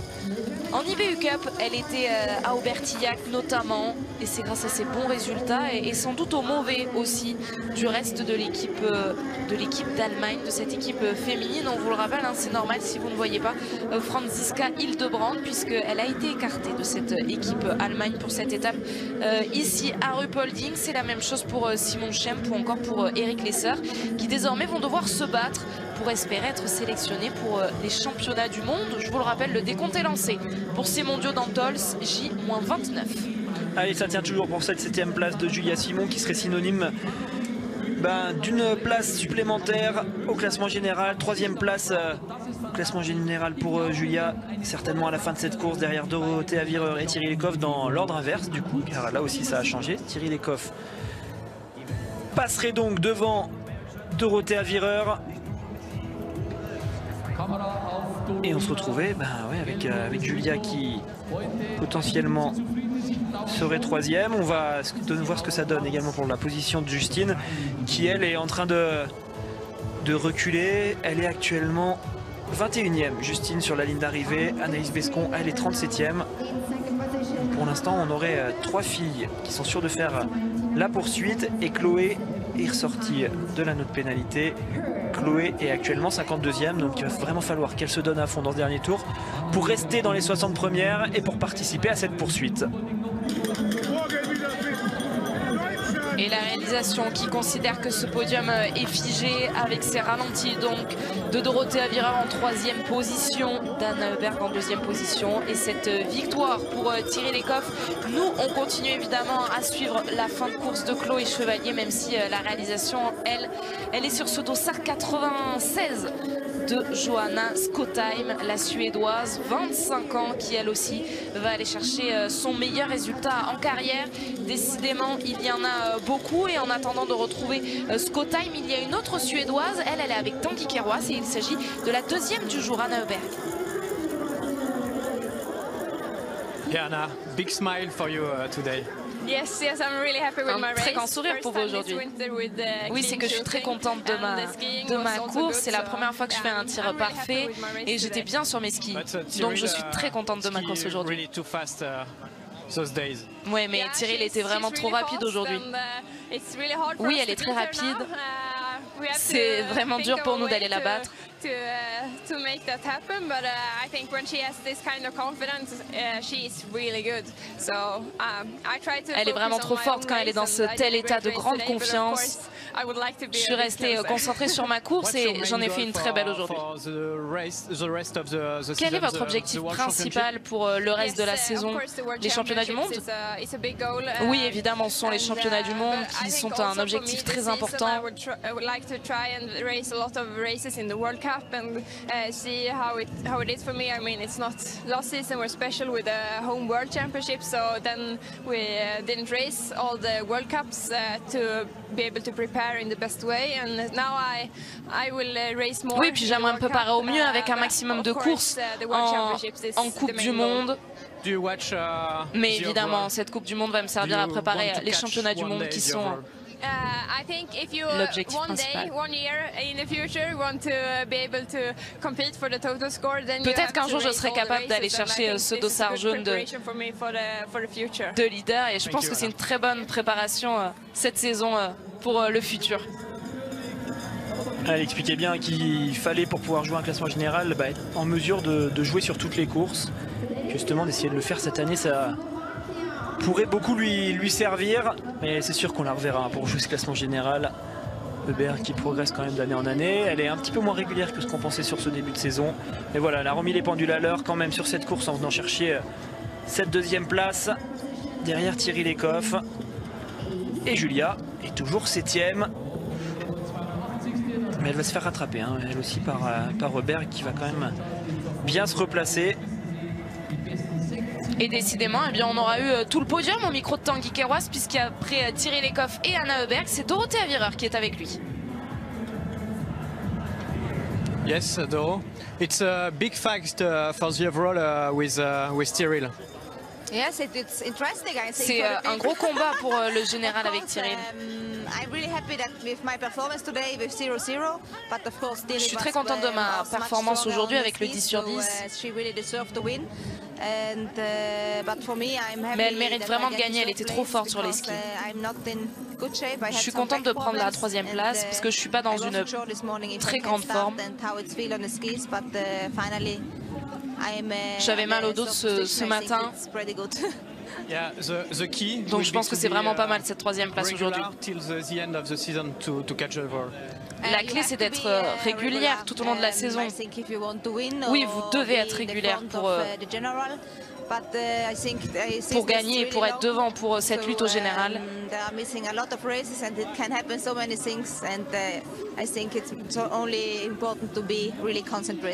Merci Doro. Merci.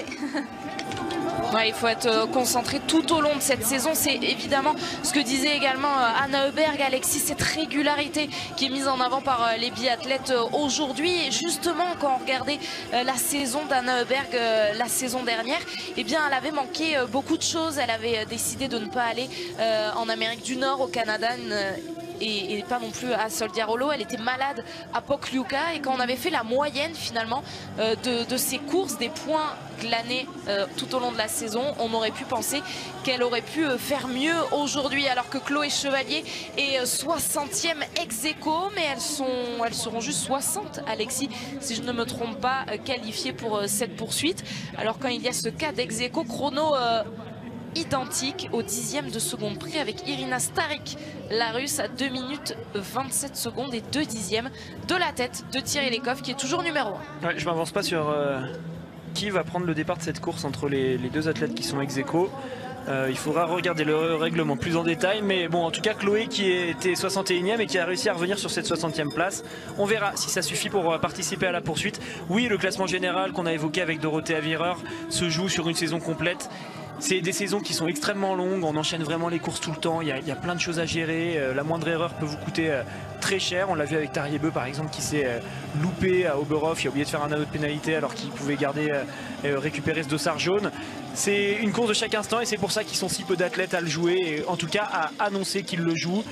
C'est le cas d'un Martin Fourcade, d'un Johannes Beu chez les garçons, mais après il n'y a personne finalement face à eux qui dit moi je viens vraiment jouer ce classement général, parce qu'ils savent que être régulier face à des athlètes comme Martin et Johannes sur une saison complète, c'est extrêmement dur. Et chez les filles c'est la même chose. Allez, une Dorothée Avireur l'a gagnée l'année dernière mais sans vraiment l'annoncer. Cette année c'est en train de se passer un peu pareil pour Thierry Lecoff, mais elles le savent. Pour l'instant elles sont en tête, elles sont sur le haut de ce classement. À tout moment il peut y avoir une reculée. C'est difficile aussi de jouer un double objectif entre le classement général et les championnats du monde. Donc Dorothée Avireur, si elle voit qu'à un moment elle perd trop de points sur Thierry Lecoff, devra peut-être faire le choix de faire des impasses pour se repréparer correctement en vue des mondiaux à Antolz qui sont à domicile pour elle, chez elle, dans son village d'enfance. Donc là aussi il y a plein d'enjeux à prendre en compte pour vraiment jouer jusqu'à la fin de la saison ce classement général. Mais ce qui est sûr, c'est que quand on voit la régularité actuelle de Thierry Lecoff sur les skis, c'est elle la plus rapide, et ses gros progrès au niveau du tir, on commence sérieusement à se demander si les autres ne vont pas avoir la tâche quasiment impossible pour rivaliser face à la Norvégienne qui est vraiment en train d'impressionner tout le monde. Et ça y est, la Fédération internationale vient de l'actualiser, ce classement général. Alexis, on peut donc affirmer avec certitude que Thierry Lecoff va bien porter le dossard jaune de leader du général pour la toute première fois de sa carrière. Ce sera dimanche sur la poursuite. Vous le savez, elle porte le dossard jaune uniquement sur les courses individuelles. Il y aura évidemment un relais d'ici là. Ce sera vendredi. Je vous rappelle l'horaire à partir de 13h40. Mais donc Thierry Lecoff sera bien en jaune pour la première fois de sa carrière. Dimanche, elle est devant Dorothea Virer. Seulement 3 petits points les séparent. Et puis comme on le prédisait, eh bien, sur ce podium du général, il y a désormais Julia Simon. Ouais, c'est quand même assez incroyable hein, cette 3e place de Julia Simon au classement général. Je pense que si on lui avait dit au début de l'hiver, après Ruhpolding, enfin en tout cas après le sprint de Ruhpolding, parce qu'on va quand même attendre la poursuite, tu seras 3e du général, elle aurait évidemment, je pense, signé tout de suite, elle l'aurait peut-être pas cru. Mais pas de podium pour elle aujourd'hui, pas de top 6, pas de cérémonie des fleurs, mais malgré tout une très belle course. Elle continue à être régulière, c'est ce qu'on ne cesse de répéter là avec les interviews de Dorothea Virer, de Thierry Lecoff et de toutes ces athlètes qui nous disent que pour être sur le haut du classement général, il faut avant tout être régulière. Et ben Julia l'est depuis le début de la saison et elle nous régale.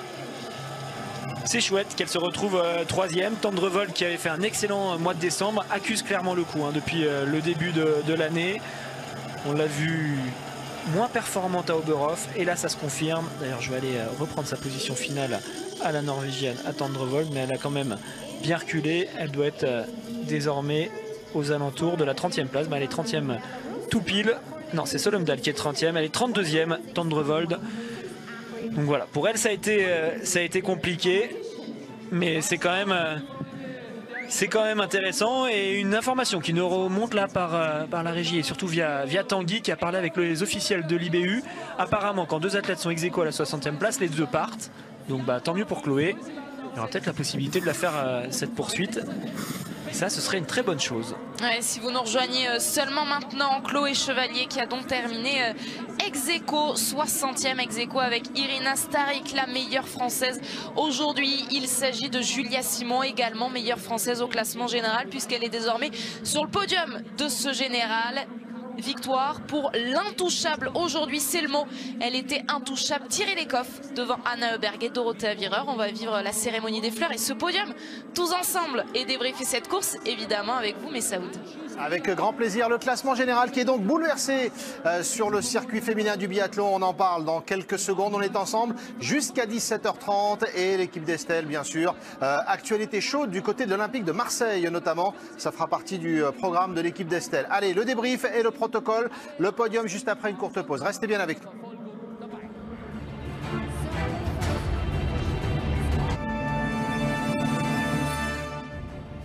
La nouvelle reine du biathlon mondial s'appelle Thierry Lecoff, juste devant Dorothea Virer au classement général après ce sprint à Ruhpolding. 3 petits points seulement d'avance, mais pour la première fois de sa carrière, la Norvégienne qui va endosser le maillot, le dossard jaune de leader. Ça pourrait être un maillot jaune. Anne-Sophie Bernadi, Alexis Boeuf, on va vivre cette cérémonie des fleurs, le podium, et puis on débriefera très longuement cette course et on revivra un moment de légende à Ruhpolding. Ça concerne Martin Fourcade. Je vous en dis pas plus. Le protocole et la cérémonie, la suite avec vous, Anne-Sophie, en direct.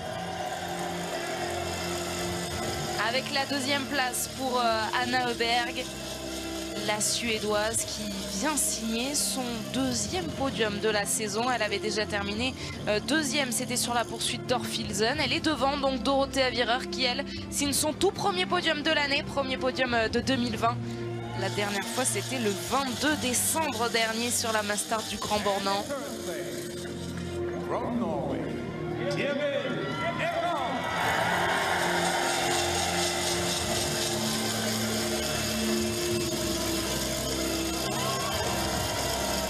Et la première aujourd'hui, eh bien c'est la nouvelle meilleure biathlète du monde en la personne de Thierry Lecoff qui vient signer sa 11e victoire et notez-le bien, la 5e victoire de cette saison 2019-2020. C'est sa première victoire ici sur ce site de Ruhpolding.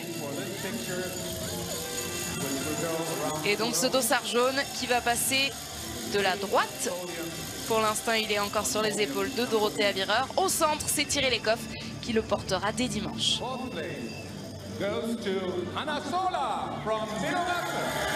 En 4e position, première cérémonie des fleurs pour Anna Sola qui n'avait jamais fait mieux qu'une 30e place.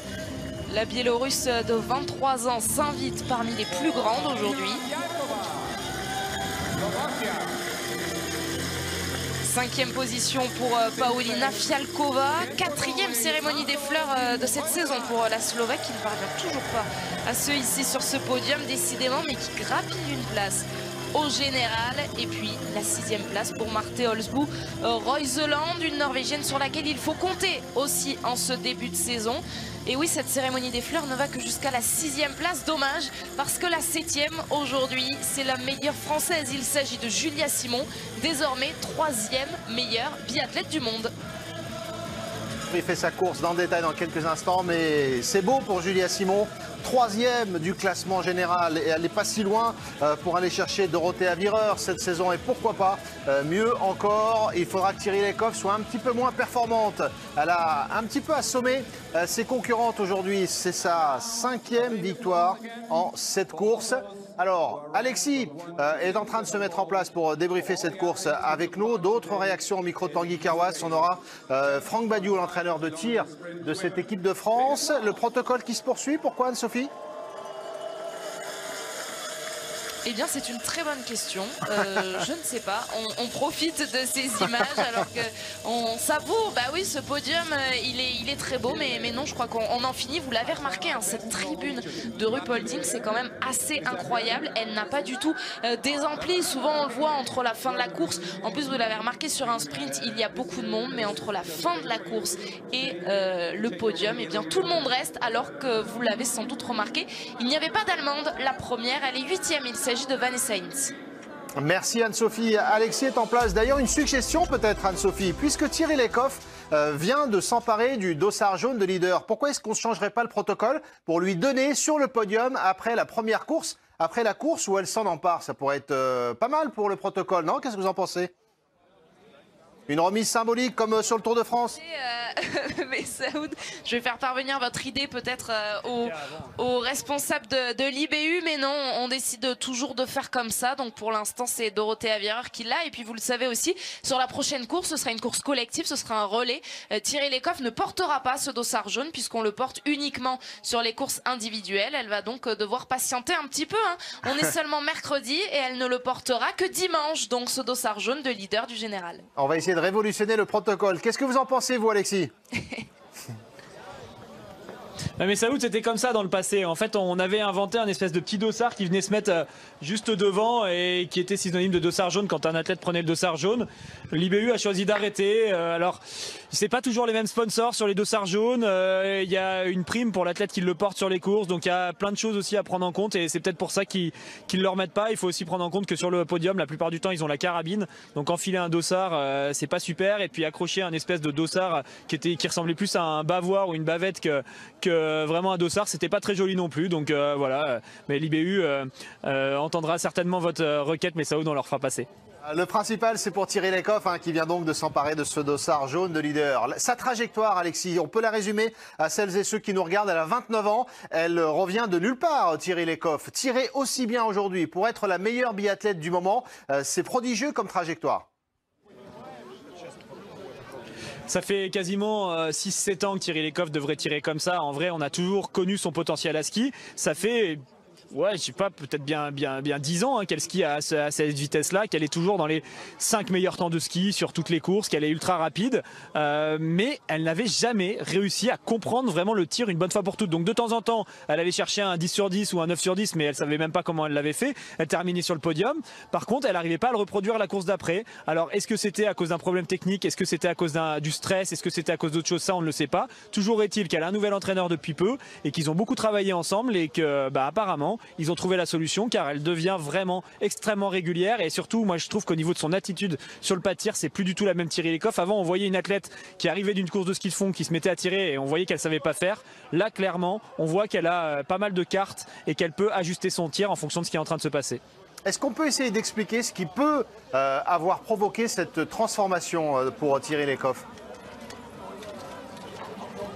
Le tir, ça se comprend étape par étape. Peut-être que, comme je le disais, elle avait tendance à beaucoup se concentrer sur son ski et quand elle arrivait sur le pas de tir, elle faisait le tir un petit peu comme elle pouvait sans vraiment y réfléchir.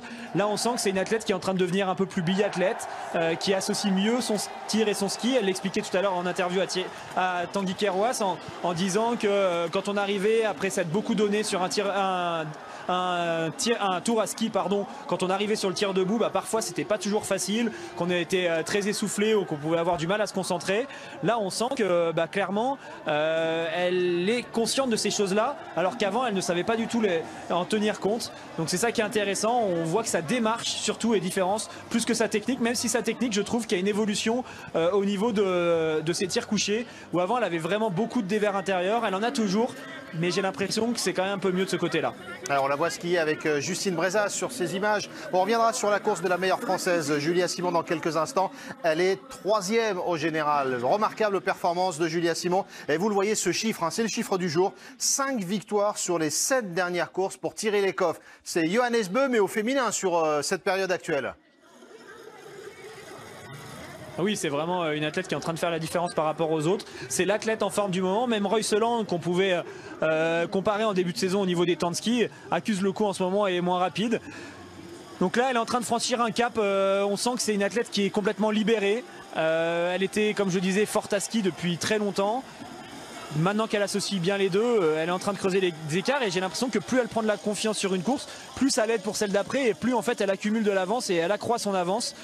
Après, il va falloir se méfier, hein. Elle va arriver au championnat du monde par exemple avec du coup la pression d'être la leader, d'être l'athlète qu'on attend, d'être la favorite des courses. Il y a quand même une belle ferveur populaire en Norvège avec le biathlon, donc la mayonnaise et la sauce va un peu monter au niveau de la pression pour elle d'ici en Tol si elle continue des courses comme ça. Et si à ce moment-là elle subit la pression, ça pourrait peut-être la faire tomber de ce trône. Avant de parler de Dorothea Virer, Alexis, est-ce qu'on peut mesurer le changement de vie pour Thierry Lecoff? Quand on est ultra performant en biathlon en Norvège, votre vie est transformée, c'est automatique. Après, Thierry Lecoff, c'est vraiment pas la jeune athlète qui arrive sur le circuit depuis quelques années. C'est une championne depuis très longtemps, elle a déjà des titres, que ce soit elle est au JO ou au moins au championnat du monde. C'est déjà une athlète qui est extrêmement célèbre, qui est extrêmement connue, reconnue. C'est pas quelqu'un qui sort de nulle part et qui commence à confirmer, pas du tout. C'est vraiment une athlète qu'on connaît depuis extrêmement longtemps en Norvège, qui est déjà très suivie. Par contre, la seule différence, c'est qu'avant, elle ne pouvait pas jouer un classement général, elle pouvait seulement jouer des médailles, parce qu'on savait qu'elle n'était pas assez régulière sur une saison complète. Là, elle est en train de franchir le cap nécessaire pour justement aller jouer un classement général. On en parlait avec Dorothea Virer, avec Anna Heuberg et avec Thierry Lecoff de ce classement général. Il peut y avoir des fois des athlètes qui mettent des années et des années avant de vraiment pouvoir jouer sur une saison complète. On connaît leur potentiel, mais par contre le fait de pouvoir être régulier sur une saison complète, ça c'est quelque chose d'autre. Et il faut de l'expérience et parfois il faut attendre une deuxième partie de carrière pour être capable de jouer ça. Et il faut aussi une concurrence un peu moins forte peut-être parfois. Dorothea Virer a attendu très longtemps également avant de gagner un gros globe. C'était le cas l'année dernière. Justement, Dorothea Virer, Alexis, ce que vous disiez dans l'avant-course, c'est remarquablement illustré sur ce sprint. Dorothea Virer est moins bien, mais quand elle est moins bien, elle a expliqué qu'elle avait mal au dos à Tanguy Kerwas, et elle fait 3e du sprint. C'est ça la qualité de Dorothea Virer, elle l'a encore montré?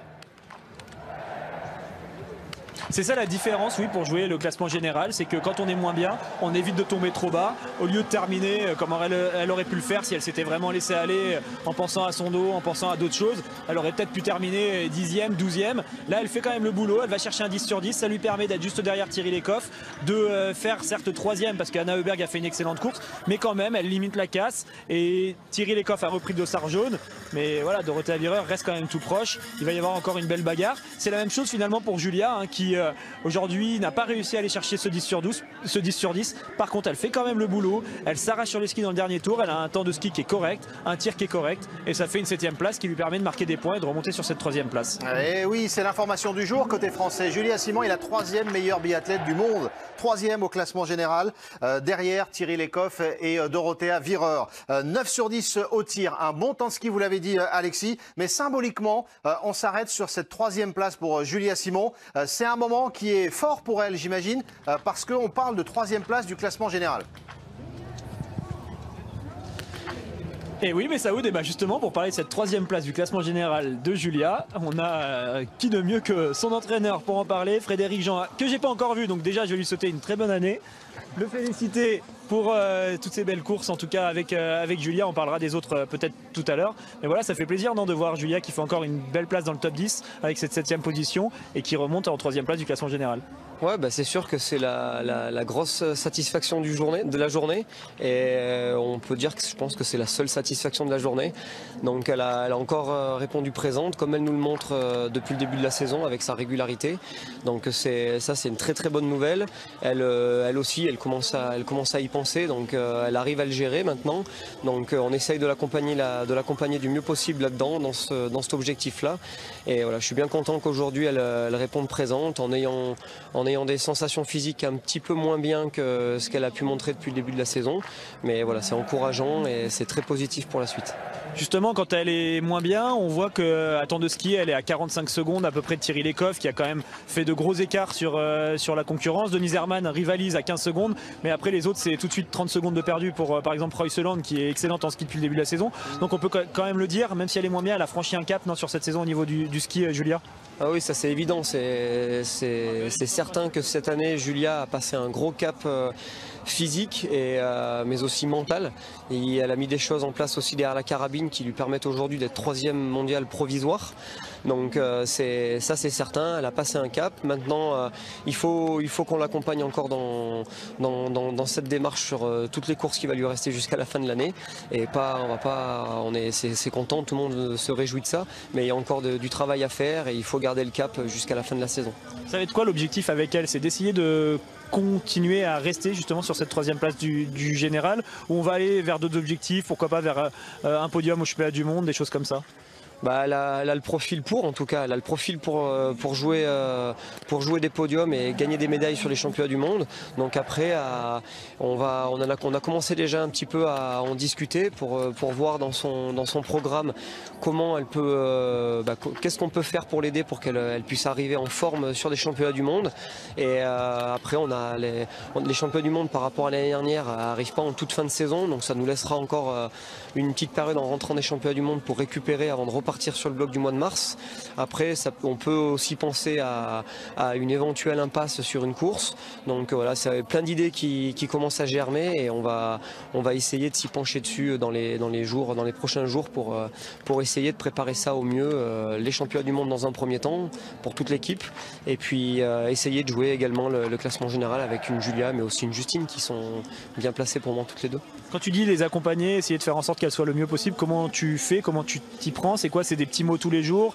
C'est des grosses adaptations au niveau des programmes d'entraînement? Comment on s'y prend vraiment quand on est entraîneur?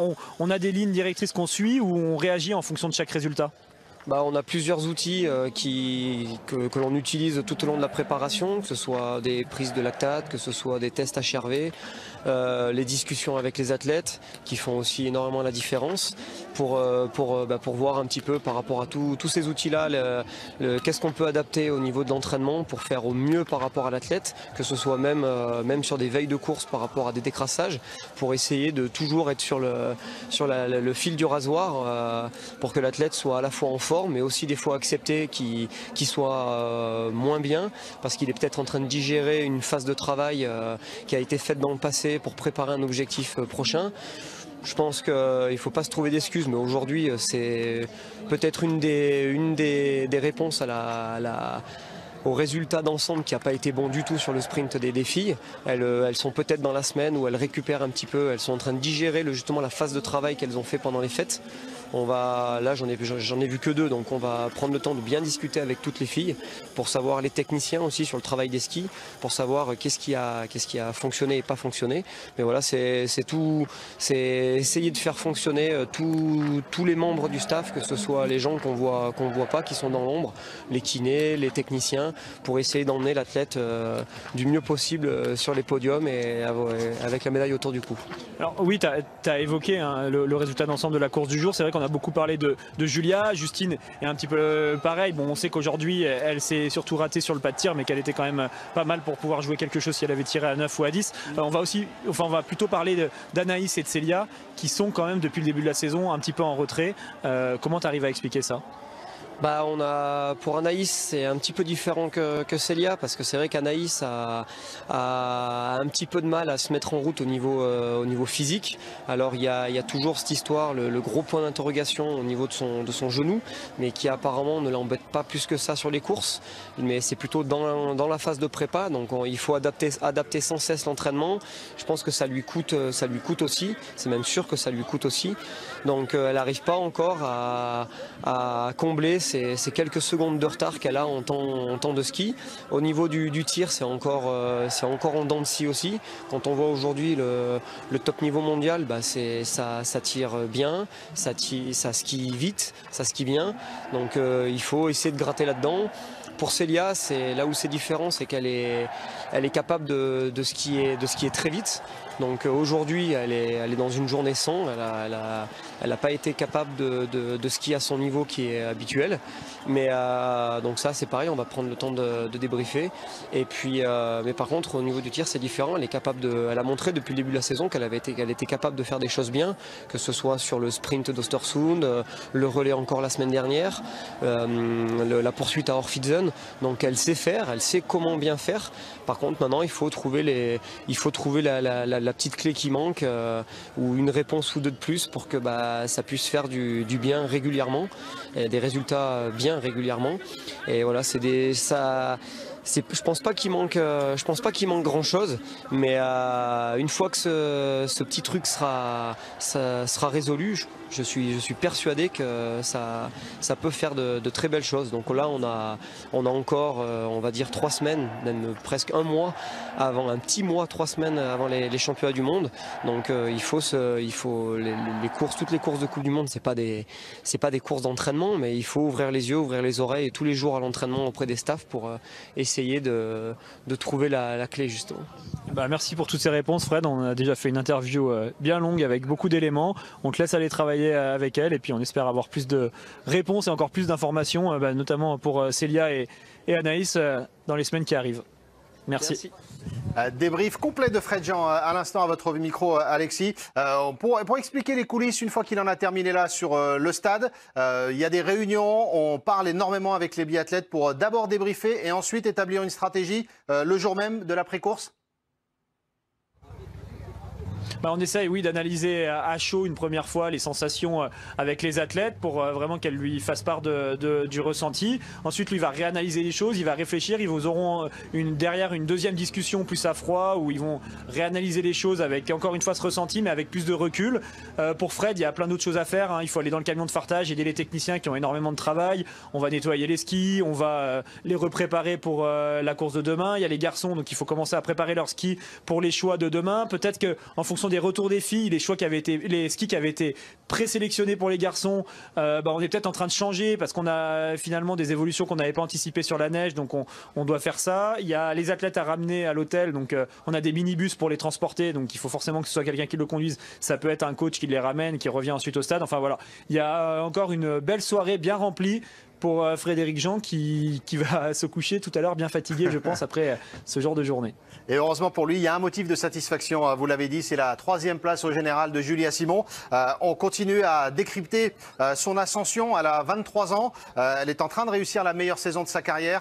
Elle est en train de se bâtir des qualités suffisantes pour jouer le général jusqu'au bout, Alexis, d'après vous? Pour moi, s'il y en a bien une dans l'équipe de France qui peut jouer au niveau de la régularité alors peut-être pas jouer un classement général tout de suite, il faudra peut-être encore quelques années, mais au moins ce podium du classement général, essayer d'y rester.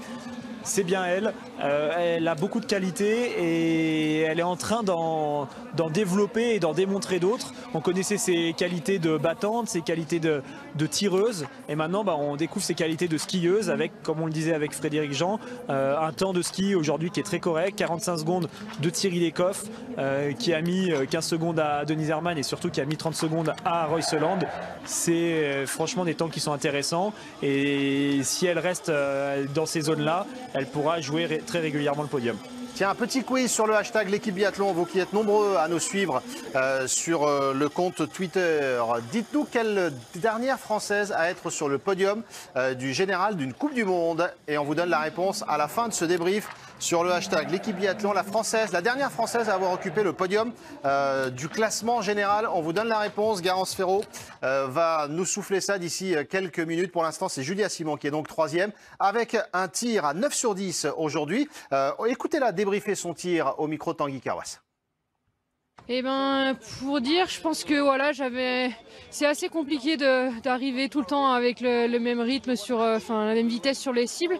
Et on travaille tout l'été, tout l'automne, tout le printemps aussi, mais voilà, quand on est en compétition, c'est des choses encore plus compliquées à mettre en place. Et là, aujourd'hui, j'étais un petit peu désynchronisé. Je suis arrivé un peu plus vite sur ma cible et mon doigt a pas suivi, ce qui fait voilà une petite erreur gauche, je crois. Et c'est un petit peu frustrant, mais je pense que là, il y a vraiment des tirs qui commencent à bien se mettre en place et c'est beaucoup plus régulier que l'an dernier sur la, je sais pas comment, c'est compliqué à expliquer pour des personnes, je vais pas faire ma relou qui parle dans les explications, mais voilà, c'est bien plus productif, c'est propre, c'est dans la manière est bien meilleur que l'an dernier. Donc je vais continuer là-dessus et ce 10 sur 10, il va bientôt arriver. Ah, elle est confiante, Julia Simon. C'est ce qui fait sa force, Alexis. Elle parle d'abord d'un tir un peu désynchronisé et très vite, elle rebondit sur le fait qu'il soit mieux construit, ces tirs. Elle a un mental de championne, Julia Simon. On le disait depuis le début de la saison, elle a son savoir-faire au niveau du tir qui est d'engager vraiment ses tirs. Le but, c'est qu'elle puisse avoir une marge d'erreur pour être capable de se reprendre et d'assurer des 9 ou des 10 sur 10. Là, aujourd'hui, elle n'a peut-être pas réussi à aller chercher le 10 sur 10. Par contre, elle est quand même capable de s'assurer ce 9 qui lui permet de rester au contact, de rester dans ce top 10. Et c'est là l'essentiel si elle veut vraiment gagner en régularité tout au long de la saison. Et essayer d'accroître cette marge d'erreur sur ses tirs. Elle qui tirait, je sais pas, des tirs debout en 20 secondes hyper rapides, peut-être les tirer en 22-23 secondes. Finalement, c'est pas ça qui va lui faire perdre la course ou le podium. Mais ça peut lui permettre, au contraire, d'assurer une ou deux places de mieux. Erwan qui nous dit que d'après lui, c'est Justine Brezaz qui était sur le podium avant Julia Simon pour les Françaises. J'ai du Marie-Dorin Habert également. Attention, le jeu, c'est en cours de saison, pas le classement final d'une Coupe du Monde pour l'instant. C'est Julia Simon qui occupe la 3e place. J'ai l'impression qu'Alexis, lui, il a la réponse. Mais ne dites rien, Alexis, surtout. On continue à débriefer. On vous promet un moment de légende à Ruhpolding avec Martin Fourcade. C'était une poursuite absolument dingue qu'on va revivre dans l'équipe Vintage. Et puis on écoutera Anaïs Bescon également au micro de Tanguy dans quelques instants. C'est pas la pub déjà. Bon, si, une courte pause. Et oui. Et on est de retour avec Alexis. Vous restez en place avec Tanguy Carwas, Anne-Sophie Bernardi. On écoute Anaïs Bescon à votre micro et on continue le débrief avant l'équipe d'Estelle, 17h30 et l'actu très chaude du côté de l'Olympique de Marseille.